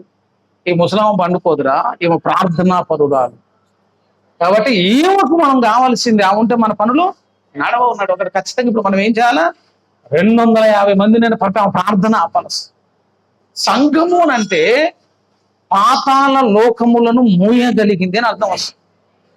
ఈ బండ మీద నా సంఘమును కట్టుదును, పాతాళ లోక ద్వారములు దాని ఎదుట నిలువ నేరవు. నువ్వు ఏది బంధిస్తే అది బంధించబడుతుంది, నువ్వు ఏది విప్పితే అది విప్పబడుతుంది. పాతాళములు తెరవటం అంటే అది యేసుకు ఒక్కరికే సాధ్యం.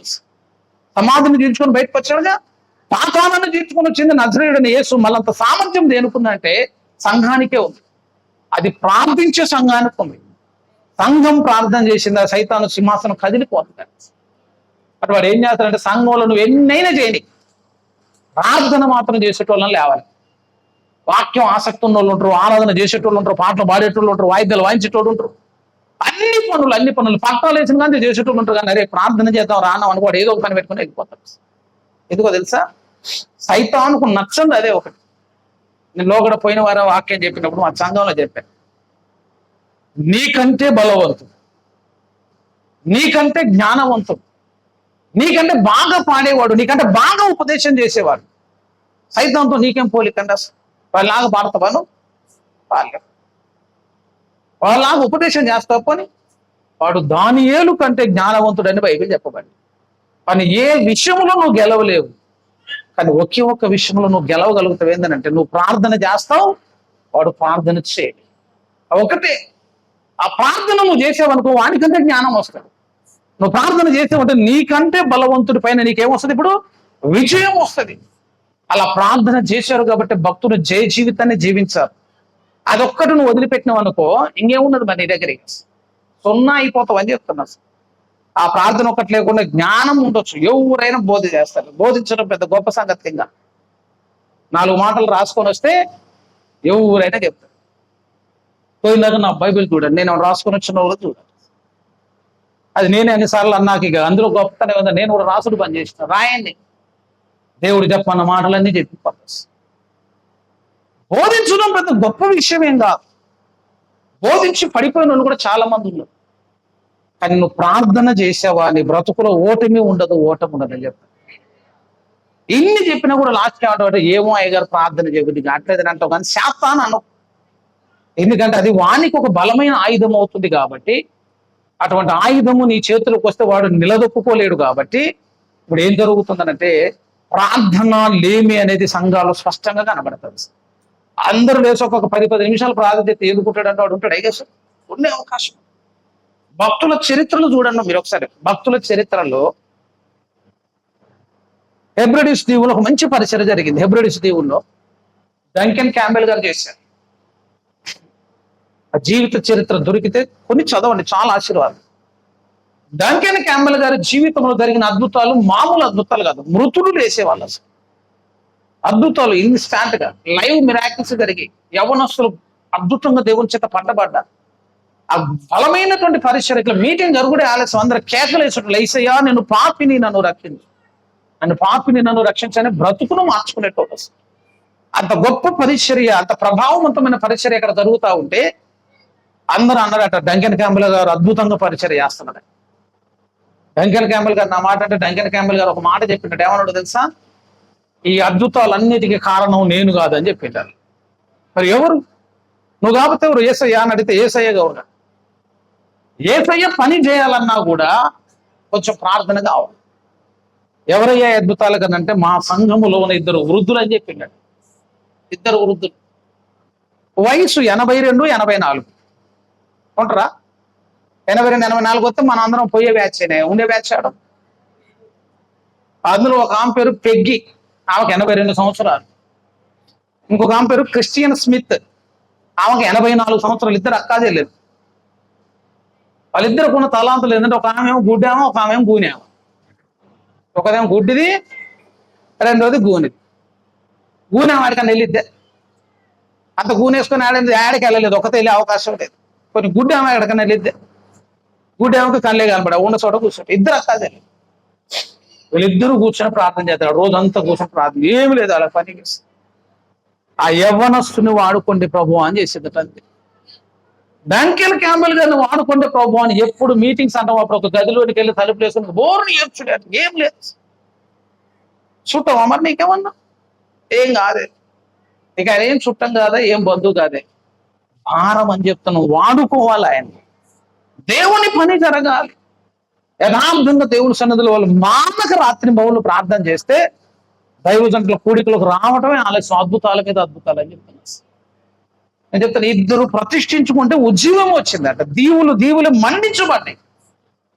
చెప్పుకోవడానికి ఎంతమంది ఉన్నాం కదా, ఎంతసేపు మీ బాధలు వచ్చి చెప్పుడే కానీ అయ్యా మేము ప్రార్థన చేస్తాం, అయ్యా మేము వెనకుంటామని బలం ఇచ్చేటోళ్ళు ఉంటారు. చేస్తే మాకేంది అనేటోళ్ళు ఉన్నారు. అసలు వాళ్ళందరికీ ఒక దండం వేసి చేస్తే మాకేందండి, చేస్తే పరిచయే కాదండి. ప్రార్థన సహాయం అంటే చాలా గొప్పది అని చెప్తాను. ఏ భక్తుడు వాడబడ్డా కూడా, వాడబడిన ప్రతి భక్తుని జీవితంలో వెనకొకసారి నువ్వు చూసుకో. మనందరూ చార్లెస్ ఫిన్నీ తెలుసు. చార్లెస్ ఫిన్నీ అంటే అద్భుతమైన అభిషేకం ఆయనకి. ఆయన నడిచిపోతా ఉంటాడు అంతే. సానా కొట్టు పక్క నుంచి అట్లా నడుచుకుంటూ పోతే అప్పటిదాకా తాగేటోళ్ళు కూడా సీసాలు ఆడబెట్టి బయటకు ఆయన దగ్గరకు వచ్చి ఆయన మొహం ఒకసారి చూసి రోడ్డు మీద పడి బోర్ని ఏడ్చేటోళ్ళట, అయ్యా నేను పాపి, నన్ను క్షమించు, నన్ను క్షమించు. మనిషిని చూస్తే మారిపోయేటోళ్ళు. ఆయనలో ఉన్నటువంటి ప్రకాశం, ఆయనలో ఉన్నటువంటి తేజస్ అట్లా ఉండేది. పరిశుద్ధాత్మ అట్లా పని చేసేవాడట. ఆయన నడుస్తున్నప్పుడే అద్భుతాలు, ఆయన చూస్తున్నప్పుడే అద్భుతాలు జరిగేది. వేసి ప్రార్థన చేసేటప్పుడు కూడా కాదు. ఆయన అద్భుతాలు జరుగుతుంటే ఆయన కూడా అడిగట, ఎట్లా జరుగుతున్నాయా, ఎంత ప్రార్థన చేస్తారయ్యా మీరు అని అడిగితే, ప్రార్థన చేసేది ఈయన కాదు, ఎవరు చేస్తారో తెలుసా, ఆయన సంఘంలో ఒక పొట్టేను ఉన్నాడు, 3 అడుగులు ఉంటాడట. 3 అడుగులు. ఏ అమ్మాయి కూడా వాడిని ఇష్టపడలేదట. బోధ చేద్దామంటేనే 5-6 సార్లు వాక్యం అయితే వాక్యం చెప్పరాట్లేదట. పాట పాడతావు అని అడిగితే పాటలో సగం తప్పులే పాడిందట. ఏ పని రాదు, ఏమి శాత కాదని చెప్పి వాడిని ఎవరు వాడుకోకపోతే ఆ సంఘంలోంచి వచ్చి చార్లెస్ ఫిన్నీ సంఘంలో కూర్చున్నాడట. కూర్చొని నాతోటి ఏం కాదు కదా అంటే అప్పుడు దేవుడు అన్నాడు, నీతో ప్రార్థన అయింది అని చెప్పినాడు. పోయి ప్రార్థన చేయండి. డానియల్ నాష్, ఆయన చరిత్ర చదవనంతే. డానియల్ నాష్ ప్రార్థన చేశాడా, ఎదురుగా ఫిన్నీ కూడా నిలబడలేడు అని చెప్తున్నా. ఫిన్నీ వస్తే అందరు కింద పడిపోతారు. ఫిన్నీ ప్రార్థన చేస్తే అద్భుతాలు జరుగుతాయి కదా. డానియల్ నాష్ రోజు ప్రార్థన గదిలో బాగా ప్రార్థన చేసి అన్నం తినమని ఆయన బతీలు ఆడతాడు. అన్నం తినడానికి ముద్ద కలిపిండి అంతే. వారం ఆత్మలో ఇంకా రక్షణ పొందలేదు కదా, నేను ఎట్లా బోధించాలి, మళ్ళీ పోయి ప్రార్థన గదిలో ఎడుతాను. తినాలన్న ఆశ లేదు, త్రాగాలన్న ఆశ లేదు, ఒకటే ఆత్మలు కావాలి అంటే తినకపోతే ఎట్లా అని చెప్పేసి ఫిన్నీ గారిని పిలిచారు. చార్లెస్ ఫిన్నీ గారిని పిలిచి, అయ్యా కొద్దిగా మీరైనా చెప్పండి అయ్యా అని ఫిన్నీ మాట్లాడుతున్న గదిలో పోయేసరికి అందులో ఉన్న ప్రభావానికి ఫిన్నీ కూడా తట్టుకోలేకపోతున్నాడు. అయ్యో నేను ఇక్కడ నిలబడలేకపోతున్నా, ఆయన ఆత్మల భారం ముందు, ఆయన ప్రార్థన శక్తి ముందు నేను నిలబడలేకపోతున్నాను ఫిన్నీ గారు సాక్ష్యం చెప్పారు. ఆయన వెనకుండి ప్రార్థన చేసిన కారణాన్ని బట్టి చరిత్రలో ఫిన్నీ ఒక అద్భుతమైన పరీక్షను చేయడానికి ప్రభు కృప చూపించాడు. వెనక నుంచి సహాయం చేసే హస్తాలు కాదు, ప్రార్థన చేసే హస్తాలు కూడా కావాలి. ఆ ప్రార్థన సహాయం ఇచ్చిన నాడు సంఘమునకు క్షేమము కలుగుతుంది, సంఘానికి అభివృద్ధి కలుగుతుంది. పరిశుద్ధులు కావాలి. రెండోది, ప్రతి స్థలములో ప్రార్థన చేసే ప్రార్థన పరులు కావాలి. బైబిల్లో ప్రార్థనకు ఒక మాట ఉందండి, ఏమంటారంటే ప్రార్థనా యోధుడు ఎఫ్రాదు, ప్రార్థనా యోధుడు అనే మాట వాడారు. నిన్న ప్రార్థన పరుడు అనిగా మన అందరం అనేది, ప్రార్థన యోధుడు అని ఎందుకన్నావు ప్రభువా అని లైబ్రరీలో తెలుగు నిఘంటు అని ఒక నిఘంటు ఉంది, 750 రూపాయలు ఉంది. ఈ ఒక్క పదం కోసం ఉన్నదాన్ని ఎవడు చెప్పట్లే. యోధుడు అంటే ఎవరంటే, యోధుడు అంటే వీరుడు అంటాడు ఒకడు వచ్చి, యోధుడు అంటే బలవంతుడు అని అంటాడు. ఇవన్నీ సంతృప్తి చెందలే. ఆంధ్ర నిఘంటు అని ఒక నిఘంటు అని అందులో యోధుడు అనే పదానికి అర్థం చూసి ఏముందో తెలుసా, యుద్ధములో ఆనందించేవాడను అందులో. ఇప్పుడు కత్తి పట్టుకుని యుద్ధానికి పోతే ఆనందంగా చేస్తాడంటే యుద్ధం యుద్ధం చేయడానికి సంతోషించేవాడట.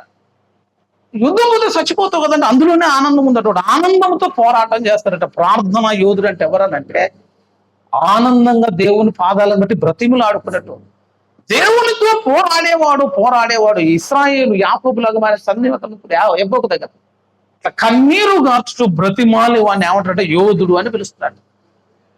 అది ప్రార్థనా యోధులు అంటే అర్థం ఏంటంటే మనం రమ్మన్నాం ఆయన ఒక చిన్నగా టైం అంతా పాస్ చేసి రావటం కాదు. ఆయన ఎట్లా వస్తాడంటే ఆనందంగా వస్తాడు, సంతోషంగా ఎగిరి గంతులు వేసుకొని ప్రార్థన చేయాలని ఒక ఆశతో వస్తాడు. అట్లాంటి ప్రార్థన యోధులను దేవుడు మనకి ఇచ్చిన నాడు ఇక సంఘానికి ఒక కాపుదల అవసరం లేదు. ఆ సంఘం అంతకంతకు ఏమైపోద్దిగా వర్ధిల్లటం మొదలు పెడుతుంది. అది పునాది కావాలి. ఆ ప్రార్థన పునాది మీద వాక్యం మీద నువ్వు సంఘాన్ని కట్టావా, ఆ సంఘం ఎప్పుడు కూడా బండ మీద కట్టబడిన సంఘములాగా ఆ సంఘాన్ని దేవుడు స్థిర చేస్తాడు. ఇక మన పనులన్నీ ఇట్లుంటాయి. మనం అభివృద్ధికి ఇన్ని మార్గాలు ఏర్పాటు చేస్తూ వాడేం చేస్తారు చెప్పని ఇప్పుడు అటు నుంచి కూడా చెప్పాలి కదా. వాడేం చేస్తారంటే మనకి ఎప్పుడు లేని అన్ని ఆదివారమే వస్తాయి. మొత్తం 6 రోజులు ఖాళీగా ఉంటది. ఆదివారం రాగానే అయ్యగారు పని దొరికింది. ఆదివారం రాగానే కిరాయి వచ్చిందంట. ఆదివారం వస్తుంది కిరాయిలన్నీ. ఆదివారం అవన్నీ చూసింటే ఒక్కసారి ఏమైపోతుందంటే మనకు అట్టే పోవాలనిపిస్తుంది. ఎందుకంటే ఆర్థిక ఇబ్బందులు, కుటుంబ సమస్యలు ఇవన్నీ చూసి తట్టుకోలేక ఏం చేస్తుంటే ఆదివారం అట్టే పోతుంది అసలు లాస్ట్. ప్రసంగ చక్రవర్తి చార్లెస్ స్పర్జన్ గారు ఆయన ఒక రోజు వాక్యం చెప్తున్నాడు. ఇస్కారియోతు యూదా యేసయ్యను ఏం చేసి నమ్మేసిండుగా. 30 వెండి నాణ్యాలకు ఇస్కారియోతు యూదా యేసు ప్రభుని అమ్మి వేశాడు. స్పర్జన్ గారు అన్నారట ఆ ఒక్కరే యేసయ్యను నమ్మిన అనుకున్నారు, కానీ ఈరోజు సంఘాలు చాలా మంది యేసయ్యను నమ్ముతారని చెప్పిండారు. ఎక్కడున్నాడయ్యా ఇస్కారియోతు యూదా అని అడిగితే ఏం చెప్పిండో తెలుసా? ఏం చెప్పిండంటే ఒకడు సాక్ష్యం చెప్తున్నట్టు ఆ రోజు వచ్చి ఏమన్నాడంటే, అయ్యా దేవుని దయ వల్ల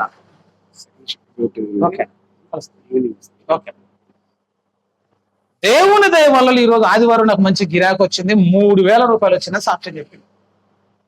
స్పర్జన్ గారు సాక్ష్యం అంతా తిన్నారు. అయ్యా 6 రోజులు ఏం పని లేదయ్యా, 7వ రోజే మంచిగా గిరాకు వచ్చింది. ఆ వచ్చిన గిరాకు కూడా మామూలుది కాదు, మొత్తం వారం అంతా జరిపేది 3,000 వచ్చినాయి. ఈ చిన్న సాక్ష్యాన్ని దేవుడు దీవించును కాక అయ్యగారికి మైకిచ్చింది. అప్పుడు స్పర్జన్ గారు అన్నారట, ఆ ఇస్కారియోతు యూదా ఎవడో కాదు వీడే అన్నాడు. వీడేగా వాడన్నా 30 కమ్మింది కానీ వీడు 3,000 కమ్మింది అని చెప్పింది. 3,000 అమ్ముకున్నావుగా. వాడు వ్యూహం తెలియవద్దండి, వాడు ఎట్లా పనిచేసేది తెలియదు. 100 ఉండని అండి, ఆదివారం వచ్చింది అనుకో 100 ఉండని. పానం పోతుంది అన్న కూడా ఇడొచ్చి పోరాదు, ఆశీర్వాదమేగా. మనకి అన్నిటికీ టైం ఉంటుంది. మరి చుట్టాలిళ్ళు పెళ్ళిళ్ళు అన్నమాట ముందు పడే పోతాం, 10 మంది నేర్చుకొని పోతాం, ముందు పడే పోతాం. ఇక్కడికి వచ్చిన మనకు మాత్రం టైం చెప్తున్నా. ఆదివారం నువ్వు మిస్ అయిపోతే, ఒక్క వారమే మిస్ అని అనుకుంటా, కానీ దుష్టుడు నీ మీద బలంగా పని చేస్తాడు. ఆ పునరుద్ధాన దినం ప్రభు దినం, ప్రభుకి ఇవ్వాల్సినటువంటి దినంగా ఆ దినాన్ని నువ్వు సద్వినియోగం చేసుకోలేదే అనుకో, నీ జీవితంలో నువ్వు చిన్న చిన్నగా ఆధ్యాత్మికంగా కృంగిపోవటము, దిగజారిపోవటం అనేది స్టార్ట్ అయిపోతుంది. మీరు ఎరిక్ లీడర్ స్టోరీ కూడా చదవాలి. మనం ఏమి నష్టపోతుంది. ఆదివారం రమ్మని ఒక గంట కూర్చొని వెళ్ళిపోవచ్చు. గంట నేను వరంగల్ ఎగ్జామ్ రాయటానికి పోతే ఏం చేయాలో అర్థం కావట్లేదు. ఇక ఆదివారం అయిపోయింది, గుడి టైం అవుతుంది, ఎగ్జామ్ రాయాలి. అటు ఇటు చూస్తే ఒక చిన్న చర్చ శబ్దం వినపడితే పోయి అందులో గంటసేపు కూర్చుంది. ఎగ్జామ్కి అర్ధగంట లేటుకు పోయినా. విచిత్రం చెప్పండి. ఇప్పుడు ఆ అర్ధగంట లేటుకి పోయి చర్చిలో కూర్చున్న రోజు నాకు జైలు జాబ్ వచ్చి, ఆ రోజు జాబ్ కొట్టుకోవచ్చు. అందరూ అనుకుని పోయినట్టే అనుకున్నాను. అర్ధగంట లేట్ వచ్చి నాకు వాడే రానియడు. ఆడ కూర్చొని పాడతా అటనే చూసిన ఒక 5 నిమిషాలు కూర్చుంది అనుకున్నాం. మర్చిపోయి అటు ఇటు చూసుకున్నది జేబులు హాల్ టికెట్ కనబడ్డది. ఏం చేయాలి? అది హాల్ టికెట్ తోనే జాబ్. అర్రే ఇక్కడికి వచ్చింది ఇదే కదా కాదు. తను కూడా గబా వెళ్ళిపోతే తీరా ఆడికి పోయి చూసేసరికి గేట్ వేసేవాడు. గేట్ వేసేసరికి ఏం చేయాలి అర్థంగా ఆన్నే యాచ్మెంట్ ఆయనకు వచ్చే బతిలాడి లోపలికి పోతే వాళ్ళు వద్దన్నా మాట్లాడుకొని పెద్ద చదివింది ఏమి లేదా, ఇక గట్టిగా చెప్తే ఎన్నిక వచ్చేటండి. ఇక బతిలాడాలి గట్ట 2 సార్లు బతిలాడేసరికి కథ కూర్చోపోయి రాసుకోపో అన్నాడు. లోపల కూర్చొని రాసిన తర్వాత 1.5 సంవత్సరం తర్వాత రిజల్ట్స్ వచ్చాయి. సంవత్సరంన్నర. ఆ సంవత్సరం తర్వాత అందులో నాకు జాబ్ వచ్చింది జూనియర్ లెక్చరర్. ఆ పావు గంట అర్ధ గంట ఆడ కూర్చోపోతే ఎవడన్నా కొడతాడండి ఇప్పుడు? ఎవడు కొట్టాడు, కానీ లోపల ఒక మనస్సాక్షి ఉంటుంది చూసావు, అది గద్దిస్తుంది అనమాట. ఎంతసేపు పెట్టేస్తుంది నీ పనులన్నిటికి ఉంటుంది, కానీ దేవుని పని వచ్చేసరికి మాత్రం మనకు సమయం ఉండదు. సమయం ఉండదు అంటే అసలు పునరుద్ధాన దినం సంఘంలో గడపాల్సినటువంటి దినం. పునరుద్ధాన దినం అది దేవుని దినము, దేవునికి ఇచ్చేయాల్సింది. దేవునికి ఇచ్చే దాంట్లో ఆ దినాన్ని మనం సంపూర్ణంగా గడిపేసుకోవాలి. అటువంటి మంచి ప్రార్థనా జీవితం ఉండాలి. రెండోది సమర్పణ జీవితం కావాలి, అప్పగించాలి దానికి. అంతే, ఇది నీది అని నువ్వు ప్రతిష్ఠించినవి అనుకో, ఇంక అడగవుతుంది కదా, దాన్ని మార్చుకోవద్దు ఎన్ని పనులు. కొంతమంది అయితే విచిత్రమైన కారణాలు చెప్తారు. అయ్యా పంపు వచ్చింది అనేటోళ్ళు ఉండరు. అసలు ఆదివారం గుడికి రాలేదు ఏంటంటే పంపు వచ్చింది. అయ్యా పంపు వచ్చిందని నువ్వు ఆదివారం గుడికి రాలేదు, నేను ఏమనాలి నువ్వే చెప్పు. అంటే పంపు వచ్చినందుకే నువ్వు రాలేదని ఆ పైపు ఒకసారి కట్ చేసి నువ్వు వేసాయి, అప్పుడేం చేస్తావు? అసలే పంపు రాకుండా చేస్తే అప్పుడు ఏడుకొస్తావు ఇక. అప్పుడు వచ్చి మళ్ళీ ఇన్న కూర్చొని బోర్న ఏడుస్తావు. చుట్టాలు వచ్చినట్టు కొంతమంది. చుట్టాలు రావటం తప్పేలేదు, వాడు వచ్చినప్పుడు గుళ్ళో తీసుకొని కూర్చోబెట్టినాడు, వాడు ఇంకోసారి వస్తాడా? వచ్చిన ఇటే రమ్మన్నా, డైరెక్ట్ ఇటే రా. అదే ఈయన చూసుకొని ఈయన కలుసుకొని పోదామని 2 సార్లు 3 సార్లు చూస్తాడు, 3వ సారి వాడు అనుకుంటాడు. వచ్చిన దండగర వాడు గుడికే పోతాడు, మనల్ని పట్టకపోతాడు అనవసరాన్ని. ఎందుకు వచ్చిన గోళాన్ని వాడు అసలు ఆదివారమే నీ ఇంటికి రాడు. కొన్ని సమర్పించుకొని మనకంటూ కొన్ని లక్షణాలు ఉండాలి, సాక్ష్యం ఉండాలి. కానీ ఇవన్నీ లేవు కూడా మన ఆధ్యాత్మిక జీవితాన్ని మనం కట్టుకోవచ్చు. 3వ మాట చెప్తున్నా, సంఘములో నీకు ఒక మంచి సాక్ష్యం ఉండాలని చెప్తున్నా. ప్రార్థన పరుడు కావచ్చు, పరిశుద్ధుడు కావచ్చు, కానీ కొంతమందికి ఏముండదంటే సాక్ష్యం ఉండదు. అసలు సాక్ష్యం లేదనుకో నువ్వు అసలు ఆత్మలను రక్షించలేవు. పరిశుద్ధ బైబిల్ గ్రంథంలో ప్రతి భక్తునికి ఒక సాక్ష్యం ఉంది. అసలు ఏ భక్తుని గదిలిచ్చినప్పుడు యోగు అన్నమే అనుకో, ఓజు దేశమందు యోగు అనే మనుషుడు నేను అతడు యథార్థవంతుడు, న్యాయవంతుడు, దేవుని యందు భయభక్తులు కలిగి చెడుతనాన్ని విసర్జించినటువంటి వాడు, అతని వంటి వాడు ఎవడు లేడని దేవుడు సాక్ష్యం చెప్పినారు. ఇంకేం కావాలి? మోషే గురించి అంటే అతడు భూమి మీద మిక్కిలి సాత్వికుడు. హెబ్రీ 3లో అంటాడు, నా ఇల్లంతటిలో నమ్మకమైన వాడు. దావీదు గురించి అతడు నా ఇష్టానుసారుడైన మనుష్యుడు. పౌలు గురించి అన్నావు అనుకో, ఏవేవి నాకు లాభకరములై ఉండిన వాటన్నిటిని సమస్తం పెంటతో సమానంగా ఎంచుకుంటుంది. ఇవి సాక్ష్యాలు. మరి నీకేముందని అడుగుతారు ఇప్పుడు దేవుడు. అసలు నీ సాక్ష్యం చెప్పి అసలు నీ సాక్ష్యం చెప్పు అని నువ్వు లేనప్పుడు అడుగు, అప్పుడు చెప్తారు అసలు 100 చెప్తారు అసలు. బ్రతుకుతున్నప్పుడు మనకట ఒక మంచి సాక్ష్యం. తబిత అనే ఒక చిన్న శిశురాలు ఉన్నది. అంత ఎంత మంచి సాక్ష్యం అంటే ఆమె అనేక మంది విధవరాన్లకు అట్లా చిన్న చిన్న పనులు చేసి సాయం చేస్తుందంటే ఆమె పేరు అట్లా నిలిచిపోయింది బైబిల్లో రాయాలి. ఒక సాక్ష్యం ఉండదు. లూదియాకు ఒక సాక్ష్యం ఉంది, భక్తుడికి సాక్ష్యం ఉంది. బ్రతుకుతున్నప్పుడు నీవు కూడా ఒక మంచి సాక్ష్యాన్ని సంపాదించుకోవాలి. మంచి ప్రార్థనా పర్రాలు ఆ సాక్ష్యం జరుపు, యథార్థవంతురాలు ఆ సాక్ష్యం జరుపు, దేవుని యందు భయభక్తులు కలిగినటువంటి స్త్రీ అని, దైవజనునికి సహాయకురాలు సాక్ష్యం ఉండాలంట కదా. చాలా మంది ఏమనుకుంటారంటే జీవ గ్రంథంలో పేరెక్కించుకోవాలని చాలా మందికి ఆశ ఉంటుంది కదా. జీవ గ్రంథంలో పేరెక్కాలంటే ఏం చేయాలంటే రక్షణ పొందాలంటారు. చెప్తున్న సహకారులు అనే సాక్ష్యం నువ్వు సంపాదించుకున్నవా ధన్యుడు అయిపోతావు. ఏమైందయ్యా సహకారంగా ఉంటేనంటే నీ పేరు జీవ గ్రంథమందు రాయబడుతుంది. మీరు ఒకసారి ఫిలిప్పీ పత్రిక చూడండి. ఫిలిప్పీ పత్రిక 4వ అధ్యాయం ఒకసారి గమనిస్తే, ఫిలిప్పీ 4వ అధ్యాయము 3, అవును నిజమైన సహకారి ఆ స్త్రీలు క్లెమెంతుతోనూ నా ఇతర సహకారులతోనూ సువార్త పనిలో ప్రయాసపడిన వారు గనుక వారికి సహాయము చేయమని నిన్ను వేడుకొనుచున్నాను. ఆ సహకారుల పేర్లు జీవ గ్రంథమందు రాయబడి ఉన్నవి అని ఉందంతే. ఎక్కడ ఉన్నాయి వాళ్ళ పేర్లు? ఎందుకు వాళ్ళ పేర్లు జీవ గ్రంథంలో రాశారంటే వాళ్ళు దైవజనునికి సహకారులు, అది ఆశీర్వాదం. ఇతరులకు ఆతిథ్యం చేయాలి, సహకారం అందించాలి. చాలా విషయాలు ఉంటాయి కానీ మీరు పట్టుకోవట్లేదు. మరి ఇప్పుడు ఒక మాట చెప్పండి, చనిపోయిన వాడిని యేసుప్రభు ఎంతో మందిని లేపిండు కదా, చాలా మంది లేపు. ఏలియా ఒక ఆయన లేపిండు, ఎలీషా ఒక ఆయన లేపిండు, నాయరు కుమార్తెని యేసుప్రభు లేపిండు, లాజర్ను లేపిండు అన్నాడు. ఒక విషయం అందులో ఉంది, ఏంటో తెలుసు? అసలు అంతమంది ఉన్నారా? ఆ 10 మంది గుంపేనా? బయట ఎంతో మంది చచ్చిపోయిన వాళ్ళు లేరు. లాజరు ఒక్కడే చచ్చిపోయిన. లాజరు ముందు చచ్చిపోయిన వాళ్ళు ఉన్నారు, వెనక చచ్చిపోయిన వాళ్ళని కూడా లేపొచ్చుకపోయి. ఎందుకు లేపలేదు ఏసయ్య అని అడిగితే ఏసయ్య దగ్గర ఒక కారణం ఉందని చెప్తారు. ఎలీషా పోయి ఆ సునమీ రాలు యొక్క కొడుకునే లేపుతాడు. సాయపతి విధవరాలు కుమారుని వచ్చేమో ఏలియా లేపుతాడు. ఎందుకు ఎందుకు మిగిలిన వాళ్ళందరూ మరి కాదా? ఏం చెప్తారో తెలుసా? వాళ్ళందరూ దైవజనులకు సహకారులు అని చెప్తున్నారు. సారైపోతే విధవరాలు దైవజనుని ఇంట చేర్చుకున్నది. ఇంట చేర్చుకొని మొహమాటం లేకుండా ఏలియా ఒక మాట అడిగింది. అసలు అడిగిన ఫస్ట్ కొంచెం అడుగుడే మొహమాటం ఉంటుంది కొంతమంది. అమ్మ ఒక చిన్న రొట్టె చేసి పెట్టామంటే ఆమె కొంచెమే రొట్టె ఉందన్నమాట, పిండి కొద్దిగా ఉంది. ఆమె పిండి కొద్దిగా ఉందన్న తర్వాత కూడా అడుగుతావు అనమంది. కొంచెమే పిండి ఉంది, కొంచెమే నూనె ఉంది, చిన్న పిల్లోడు ఉన్నాడు, అప్పుడే కట్టలు ఏరుకొని వచ్చిందా. ఆయన ఒక మాట అన్నాడు, అమ్మ ఒక చిన్న అప్పం చేసి పెట్టాడు. ఆమె కొంచెం ఉన్నా చిన్న అప్పం చేసి మొదటి రొట్టె నాకు పెట్టాడు. అంతే. పెడతావా నువ్వైతే?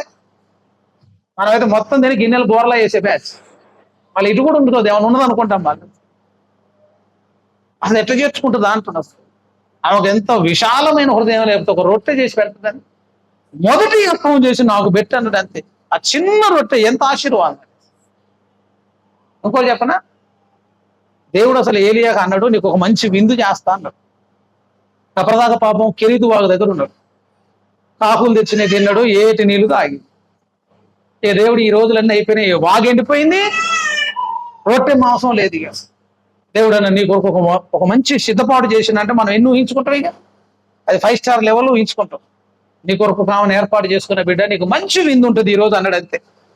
ఆ ఇంటికి పోయేసరికి ఆమె చిన్న రొట్టె చేసుకొని కూర్చున్నాడు. ఆవిడ అడిగినట్టు ఒక చిన్న అప్పం చేయాలి. మొదటి రొట్టెని నాకు పెట్టను, ఆమె మంచి హృదయంతో పెట్టింది. అంతే. అప్పటి నుంచి సమృద్ధి కాదు, కరువు కాలం అంతా ఆ కుటుంబం పోషించబడింది.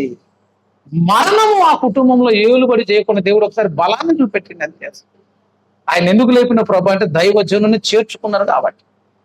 చునేమి గారి కొడుకుని ఎందుకు లేపినాడు? దైవజనుని చేర్చుకుంది కాబట్టి. యోహాను సువార్త 11 లాజరుని ఎందుకు లేపినంటే తరచుగా బెతనియా వెళ్ళినప్పుడు యేసయ్య వాళ్ళ ఇంట్లో విడిది చేసేవాడు, ఉపచారం చేసేవాళ్ళు ఇద్దరు. అసలు దైవజనుడు అడుగు పెట్టిన పాదం ఆడు ఉంది కాబట్టి అక్కడ ఏముండలేకపోతుందంటే మరణము లేకుండా దేవుడు సహాయం చేస్తాడు. సహకారులు అంటే వాళ్ళు సహకారం ఉండాల. చెప్తాను, నువ్వు ఎట్టకూ చేయలేదు, మన వాళ్ళు అందరూ ఎట్టుంటారు చెప్పండి. ఇప్పుడు ఒక ఎగ్జిబిషన్ నడుస్తుందట. ఆ ఎగ్జిబిషన్ లో పీతలు ఉంటాయి చూసావు, పీతలన్నిటిని అన్ని దేశాల నుంచి తెచ్చిన పీతలన్నిటిని ఒక్కొక్క దాంట్లో పెట్టి చూపిస్తారు. రాడు పెద్ద పెద్ద జార్లలో పెట్టారు. వారు పెడితే అన్నిటికీ మూతలు ఉన్నాయట. ఇది పలానా అమెరికా పీతలు అని చెప్పి అందులో ఒక 4 పీతలు చూస్తూ ఉన్నారు. పైన మూతుంది, పైకి ఎక్కుదాం అనుకుంటూనే మూతుంది కాబట్టి ఆగిపోతాయి. అన్ని చూస్తుంటే అందులో భారతదేశం అనే ఒకటి జారు ఉందట, దాంట్లో కూడా కొన్ని పీతలు ఉన్నాయి. ఇప్పుడు అన్ని చూసి వచ్చేసరికి అన్నిటికీ దీనికి ఒక తేడా ఉంది. ఏంటంటే దీనికే మూత లేదట. మూత లేకపోతే వీడు గవాలు నేను అన్నాడట, అయ్యా దీనికి మూత పెట్టలేదయ్యా అంటే దానికి మూత అవసరం లేదని వాడు అన్నాడట. ఎందుకు అవసరం లేదు చెప్పు అని అంటే ఆడు చెప్పిండట, ఇందులో ఏది బయటికి రాదు అన్నాడట. ఎందుకు రాదు? బయటకు వస్తాయిగా అంటే చూడు నువ్వే చూడు అన్నాడు. చిన్నగా ఒకటి పైకి ఎక్కుతా ఉందట, ఇంకోటి చూస్తా ఉందట, పైకి ఎక్కుతా ఇంకోటి చూస్తుందట. అది ఎప్పుడైతే పైకి ఎక్క అవతల దూకిద్దని కూడా కింద ఉన్నది దాన్ని గుంజిద్దట లోపు. ఇక ఎంతసేపు చేసిన దీన్ని అది గుంజుడు దాన్ని ఇది గుంజుడు, ఇందులో ఒక్కటి బయటికి రాదని చెప్పిండాడు. కొంతమంది చెయ్యరు, రెండు చేసేటోని కూడా చేయని. వీడేం ప్రార్థనకు రాడు, వాడినేమో రానియడా, వీడేమో సహాయం చేయడా, వాడినేం చేయనీయడా. ఇదంతా కూడా సాక్ష్యము కింద ఉండదని చెప్తాను. దైవజనుడు చెప్తే హృదయపూర్వకంగా సాక్ష్యం చెప్పాలి. దైవజనుడి గురించి నిండు మనసుతో ఒక సాక్ష్యం చెప్తే నిజంగా నున్న తమ్ముళ్ళు అంటాడు అని అన్నడే అను. ఆ సాక్ష్యం సంపాదించుకోవాలంటే ఎన్ని రోజులు పట్టుతుంది? అట్లా హృదయం ఇచ్చే సహకారులు కావాలి. అలా సహకారం అందించేటువంటి వాళ్ళు ఉన్నప్పుడు పరిచర్య భారం అనిపించదు అని చెప్తున్నా. పరిచర్య భారం ఉండదు. అసలు ఎంతసేపు బయట నుంచి బయటనే అనవుతుంది. సంఘము అని అంటే మనది అనుకోవాలి. సంఘం అని అంటే అందరికీ. ఆ సంఘము ఎదగాలన్నా వర్ధిల్లాలి అన్నా తలా ఒక చెయ్యేస్తేనే. అసలు ఇంకో మంచి పోతుడు ఒక మాట అంటాడు, చక్కని మాట. ఏమంటాడంటే గొర్రెలు గొర్రెలేగా అనాలంటాడు. మీరందరూ ఊరు తిరిగి బతక రావాలి కానీ ఐగారు ఊరంతా తిరిగి తెచ్చుడు కాదు. అసలు గొర్రెలు కలుస్తాయి, కొత్త గొర్రెలు వస్తాయి. ఇంటి పక్కన ఉన్నో ఇంటి ఎదురు ఉన్నో ఒక్కరోజు రమ్మని పిలవద్దు, అట్నే పోతావు ఎగ్జిబిషన్కి. అయితే పెళ్లికి పోయినా పేరంటానికి పోయినా 10 మందిని వేసుకుని పోతే గుడికి మాత్రం ఎట్టొస్తుంది తెలుసా? ఒక్కతే వస్తుంది కదా. ఒకసారి పిలిచి తీసుకుని వస్తే ఏమైందంటే అంత భారం ఉండదు. అట్లా ప్రేమించగలిగేటోళ్ళు ఉండాలి, సహకారం అందించేటోళ్ళు ఉండాలి. దాన్ని బైబిల్ అంటుంది, కీలు వలన కలిగిన బలము చేత అన్నాడు. నీవు ఒక ఎముక, నేను ఒక ఎముక, ఆ 2 ఎముకలు కలిసిన దగ్గర కీలులో ఒక బలం ఉంటుంది. కీలు సడలిందే అనుకో, ఇక బలం రాదు అందులో, ఇక కాళ్ళు లేవదు, చేయి కూడా లేవదు. మనందరం ఎముక నంచిన వారము అంటే అర్థం ఏంటంటే, నీవు నేను కలవాలి, ఆ కలిసిన మధ్యలో ప్రేమ అనే బంధము కలిగి ఉందా? అప్పుడు ఏమైపోతుందంటే అందరూ ప్రేమించే వాళ్ళైతే ఆ సంఘంలో సైతం గడిగా పని చేయలేరు. అప్పుడు సంఘము ఆశీర్వాదకరంగా ఉంటుంది, సంఘము దీవెనకరంగా ఉంటుంది, క్షేమము కలుగుతుంది, అభివృద్ధి కలుగుతుంది. ఏదైనా కీడు జరుగుతుంది తెలిసినప్పుడు వెంటనే ఒక ఉపవాస ప్రార్థన పెట్టుకోండి. ప్రార్థన ద్వారా ప్రభు ఆ సమస్యను తీసేమని ప్రార్థన చేస్తే అద్భుతం జరుగుతుంది.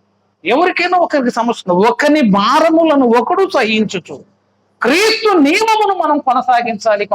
ఒక మంచి సాక్ష్యం. ఏమో ప్రార్థన చేస్తున్నారో నమ్మేటట్టు ఉండొద్దు. ఎట్లుండాలి అంటే, సాధు సుందర్ సింగ్ గారు ఉన్నాడు. సాధు సుందర్ సింగ్ గారు ఒకసారి పోయి సువార్త చెప్తే ఒకడు చెంప మీద చెల్లు మనం కొట్టిండాడు. ఎమ్మట మనకి ఏమనిపించింది అంటే, ఎమ్మట అక్కడికి దుమ్ము దులిపి రావాలని. వాడు ఒకటే కొట్టినగా మనం 10 కొట్టి వచ్చారా. కొట్టంగా నేను మౌనంగా నుంచి వెళ్ళిపోయినాడు. మౌనంగా వెళ్ళిపోయి చెట్టు సాటున కూర్చొని ప్రార్థన చేస్తాడు. ఎవడైతే కొట్టాడో వాడికి భయంకరమైన తలనొప్పి వచ్చిందంటే, కోత కొట్టడానికి వచ్చారు వాళ్ళందరూ చేయలేక. వాడికి ఎండ దెబ్బ తగిలి ఒకసారి అడ్డం పడ్డాడు అంతే. వాడు అడ్డం పడాను వాళ్ళు తెచ్చి మళ్ళీ అదే చెట్టు కింద కూర్చోబెట్టాడు. సాధు సుందర్ సింగ్ గారు వాడు అక్కడ కూర్చున్న చూసి వాడు కోత కోసే లైన్లో నిలబడి ఆయన కోత కొట్టడం మొదలు పెట్టింది. సాయంత్రం దాకా పనిచేసి వాడు ఇచ్చిన డబ్బులు తెచ్చి వీని చేతికి ఇచ్చినట్టు తీసుకొని ఆయన అన్నాడు. తీసుకోనంగా వీడికి ఏం చేయాలో అర్థం కాలేదు. కదా ఏం చేయాలో అర్థం కాలేదు. నేను నిన్ను కొట్టినా నా పనంతా నువ్వు చేసే డబ్బులు తెచ్చి నాకే ఇస్తున్నావా? ఏదో చెప్దాం అనుకున్నాక కనీసం చెప్పు, మరి ఇప్పుడేం వింటా అంటే అప్పుడు చెప్పినాడు స్వార్థ. యేసు నీ కోసం ప్రాణం పెట్టిన బిడ్డను అగ్నిగుండానికి వెళ్ళొద్దు, నువ్వు నశించిపోవద్దు, నరకానికి వెళ్ళొద్దు అని ఒక మంచి సాక్ష్యం చెప్పేసరికి ఆయన ప్రభువుని నమ్ముకున్నాడు. అది సాక్ష్యం అంటే. సాక్ష్యం లేనోడు స్వార్థ చేయొద్దు, సాక్ష్యం లేనోడు పరిచయం చేయొద్దు, పరిచయం చేసి నిలవద్దు, నీ మాట ఎవడు నమ్మడు అని చెప్తాడు. నీ ఇంట్లో పొద్దున్న దాకా గొడవలు పెట్టుకుని గుడికి రాంటి వస్తుందని ఏం పెట్టుకోవడానికి మళ్ళీ ఇంకా గుడికి వచ్చేదని అనుకో. ఒక మంచి వ్యక్తిగత సాక్ష్యం ఉండాలి. అటువంటి మంచి నిర్మాణాన్ని నిర్మించడానికి యేసు ప్రభు ఇప్పుడు ఎట్లా వచ్చినట్టే దావీదు కుమారుడు లాగా ఈ లోకంలోకి వచ్చిందని చెప్తున్నాను. నిన్నట్లు ఒక సజీవమైన రాయిలాగా మార్చి ఆ సజీవమైన రాళ్ల చేత దేవుడు ఒక అద్భుతమైనటువంటి మందిరాన్ని నిర్మించడానికి పూనుకున్నాడు. ఆ మందిరానికి దేవుడు పెట్టే పేరేంటంటే బేతేలు అంటాడు. ఏముంటుందో తెలుసాడా? యెహోవా ఎక్కుచూ దిగుచున్నట్టు నిశ్చయముగా యెహోవా ఈ స్థలమందున్నాడు. ఇది దేవుని మందిరం, ఇది పరలోకపు గవిని, ఇది దేవుని మందిరమే గాని వేరొకటి కాదు అంటాడు. అంటే పరలోకపు గవిని అనాలంట. అంటే ఏంటో తెలుసా? దాని ఇంగ్లీష్ బైబిల్లో చూస్తే ద గేట్ ఆఫ్ హెవెన్ అని ఉంటుంది. ఇక్కడ నుంచి అనేక మంది ఆడిపోతారు అనుకున్నారు. ఇప్పుడు ఇక్కడ నుంచే పరలోకం వాళ్ళు, ఇక్కడ ఇది ఒక మందిరం ఉంది అంటే అర్థం ఏంటంటే ఇది ద వే ఆఫ్ హెవెన్ అన్నమాట. దేవుని చేరటానికి ఇది ఒక మార్గము. అటువంటి చక్కని మందిరాన్ని మనం కట్టుకోవాలి. ఇక నేను ఒక చివరి మాట చెప్తా. చివరి మాట 1:10 అయింది. చివరి మాట, మందిరములో ప్రార్థన పరులు ఉండాలి, సహకారులు ఉండాలి, దేవునికి సమయం ఇవ్వాలి, అన్ని జరగాలి. అన్నిటితో పాటు ప్రతి మందిరము పైన ఒక మేఘం ఉంటుంది. నిర్గమకాండం చదువుకోగలిగితే ప్రత్యక్ష గుడారాన్ని మొత్తం అమర్చిన తరువాత మోషే ప్రార్థన చేశాడు అంతే. దేవుడు చెప్పిన విధానంలో చివరి మాట చూసి మనం ముగించుకుందాం. నిర్గమకాండము 40వ అధ్యాయము. మీరు ఒకసారి 40వ అధ్యాయాన్ని గమనించినట్లయితే 32 చూడండి. వారు ప్రత్యక్షపు గుడారములోనికి వెళ్ళినప్పుడు బలిపీఠమునకు సమీపించినప్పుడు కడుగుకొనిరి, మరియు అతడు మందిరమునకును బలిపీఠము చుట్టూను ఆవరణమును ఏర్పరిచి ఆవరణపు ద్వారపు తెరను వేసును. అలాగున మోషే పని, దేవుడు చెప్పినట్టు మోషే పని అంతా ఏం చేసిండు? ఇప్పుడు సంపూర్తి చేశాడు. బలిపీఠం ఎక్కడ ఉండాలి, ప్రత్యక్ష గుడారం ఎట్లా కట్టాలి, ఎట్లా నిలవబెట్టాలి, మొత్తం అన్ని చేసి పని సంపూర్తి చేసిన 34. అప్పుడు మేఘము ప్రత్యక్ష గుడారమును కమ్మగా యెహోవా తేజస్సు మందిరమును నింపెను. ఆ మేఘము మందిరము మీద నిలుచుట చేత మందిరము యెహోవా తేజస్సుతో నిండెను కనుక మోషే ప్రత్యక్ష గుడారములోనికి వెళ్ళలేకుండేదు అని ఉందని. ఏంటో తెలుసు దాని అర్థం? దీపవృక్షం చేశాడు, బలిపీఠం చేశాడు, అన్ని చేసి దేవుడు చెప్పిన కొలతల్లో, దేవుడు చెప్పిన పద్ధతుల్లో, దేవుడు చేయమన్నట్టు చేసి ఎక్కడ పెట్టాలో అట్లా అన్ని అమర్చాడు. అవన్నీ అమర్చి మోషే పని సంపూర్తి చేశాను అన్న తర్వాత అప్పుడు ఒక మేఘము ప్రత్యక్ష గుడారమును కమ్మిందంతే. పైకి వచ్చి ఒక మేఘం నిలబడ్డది. ఆ మేఘం ఏంటో తెలుసా? ఆ మేఘము కదిలితేనే ఇశ్రాయేలు కదులుతారు. ఆ మేఘం ఆ చర్చి మీద నుంచి పక్కకి వెళ్ళిపోయింది అనుకో, ఇశ్రాయేలు ప్రత్యక్ష గుడారాన్ని తీసి మళ్ళీ అక్కడ గుడారం వేసుకునేట్టు. వీళ్ళు రెఫీదీములో ఆగారు, సీనాయి కొండ దగ్గర ఆగారు అన్న చూడు. ఎవరు చెప్పారు తెలుసా ప్లేసులని? ఎక్కడ ఆగాలి అన్నది ఎవరు చెప్తారన్నది ఈ మేఘమే చెప్పింది. అసలు మీరు కింద వచ్చిన చూడండి, వాళ్ళ ప్రయాణ పద్ధతి ఇదే. 36 మేఘము మందిరము మీద నుండి పైకి వెళ్ళినప్పుడెల్లా ఇశ్రాయేలులు ప్రయాణం అయిపోయి, ఇదే వారి ప్రయాణ పద్ధతి. ఆ మేఘము పైకి వెళ్ళని ఎడలది వెళ్ళు దినము వరకు వారు ప్రయాణము ఎవరు నడిపిస్తున్నారు? వాళ్ళని మేఘము నడిపిస్తుంది. కానీ ఆ మేఘము చర్చ మీదకి వచ్చిందని చెప్తారు. ఆ మేఘం వచ్చింది కదా, ఆ మేఘం వాళ్ళని నడిపించిన కొలది అద్భుతాలు చూశారు, నడిపించిన కొలది ఆశీర్వదించబడ్డారు. మనం చక్కగా కొట్టుకున్నాం. కానీ మన పైన కూడా ఇప్పుడు ఏముండాలా? ఆ మేఘము రావాలి. ఎప్పుడు వస్తుందనంటే ఆయన చెప్పినట్టు మనము పని సంపూర్తి చేస్తే, దేవుని చిత్తము చొప్పున పరిచర్య జరిగితే, దేవునికి ఇష్టమైన వారు మంచి పరిచర్య దేవుని పక్షంగా చేయగలిగితే, నీ కంటికి కనిపించిన ఒక అదృశ్యమైన మేఘము నీ సంఘమును గమ్ముతుంది. ఆ సంఘము పైన షెకిన మేఘం వచ్చినప్పుడు నడిపించే బాధ్యత అది తీసుకుంటుంది. అది ఎండిన ఎడారైన పువ్వులు వికసిస్తాయి అంతే. ఎర్ర సముద్రం ఎదురైన కూడా అది పాయలైపోతుంది. ఆకలితో అలమటించినా కూడా అక్కడ మన్నా అనే సమృద్ధి నీకు దొరుకుతుంది. అద్భుతాలన్నిటికీ అది కారణం అవుతుంది. అటువంటి చక్కని కార్యము దేవుడు ఈ సంఘములో జరిగించినట్లుగా, ఈ సంఘమునకు క్షేమాభివృద్ధి కలుగునట్లుగా, అన్ని విషయంలో దేవుడు సహాయం చేయనట్లుగా రండి మనం ప్రార్థన చేసుకుందాం, ప్రార్థించుకుందాం. దేవుడి మాటలు దీవించును గాక.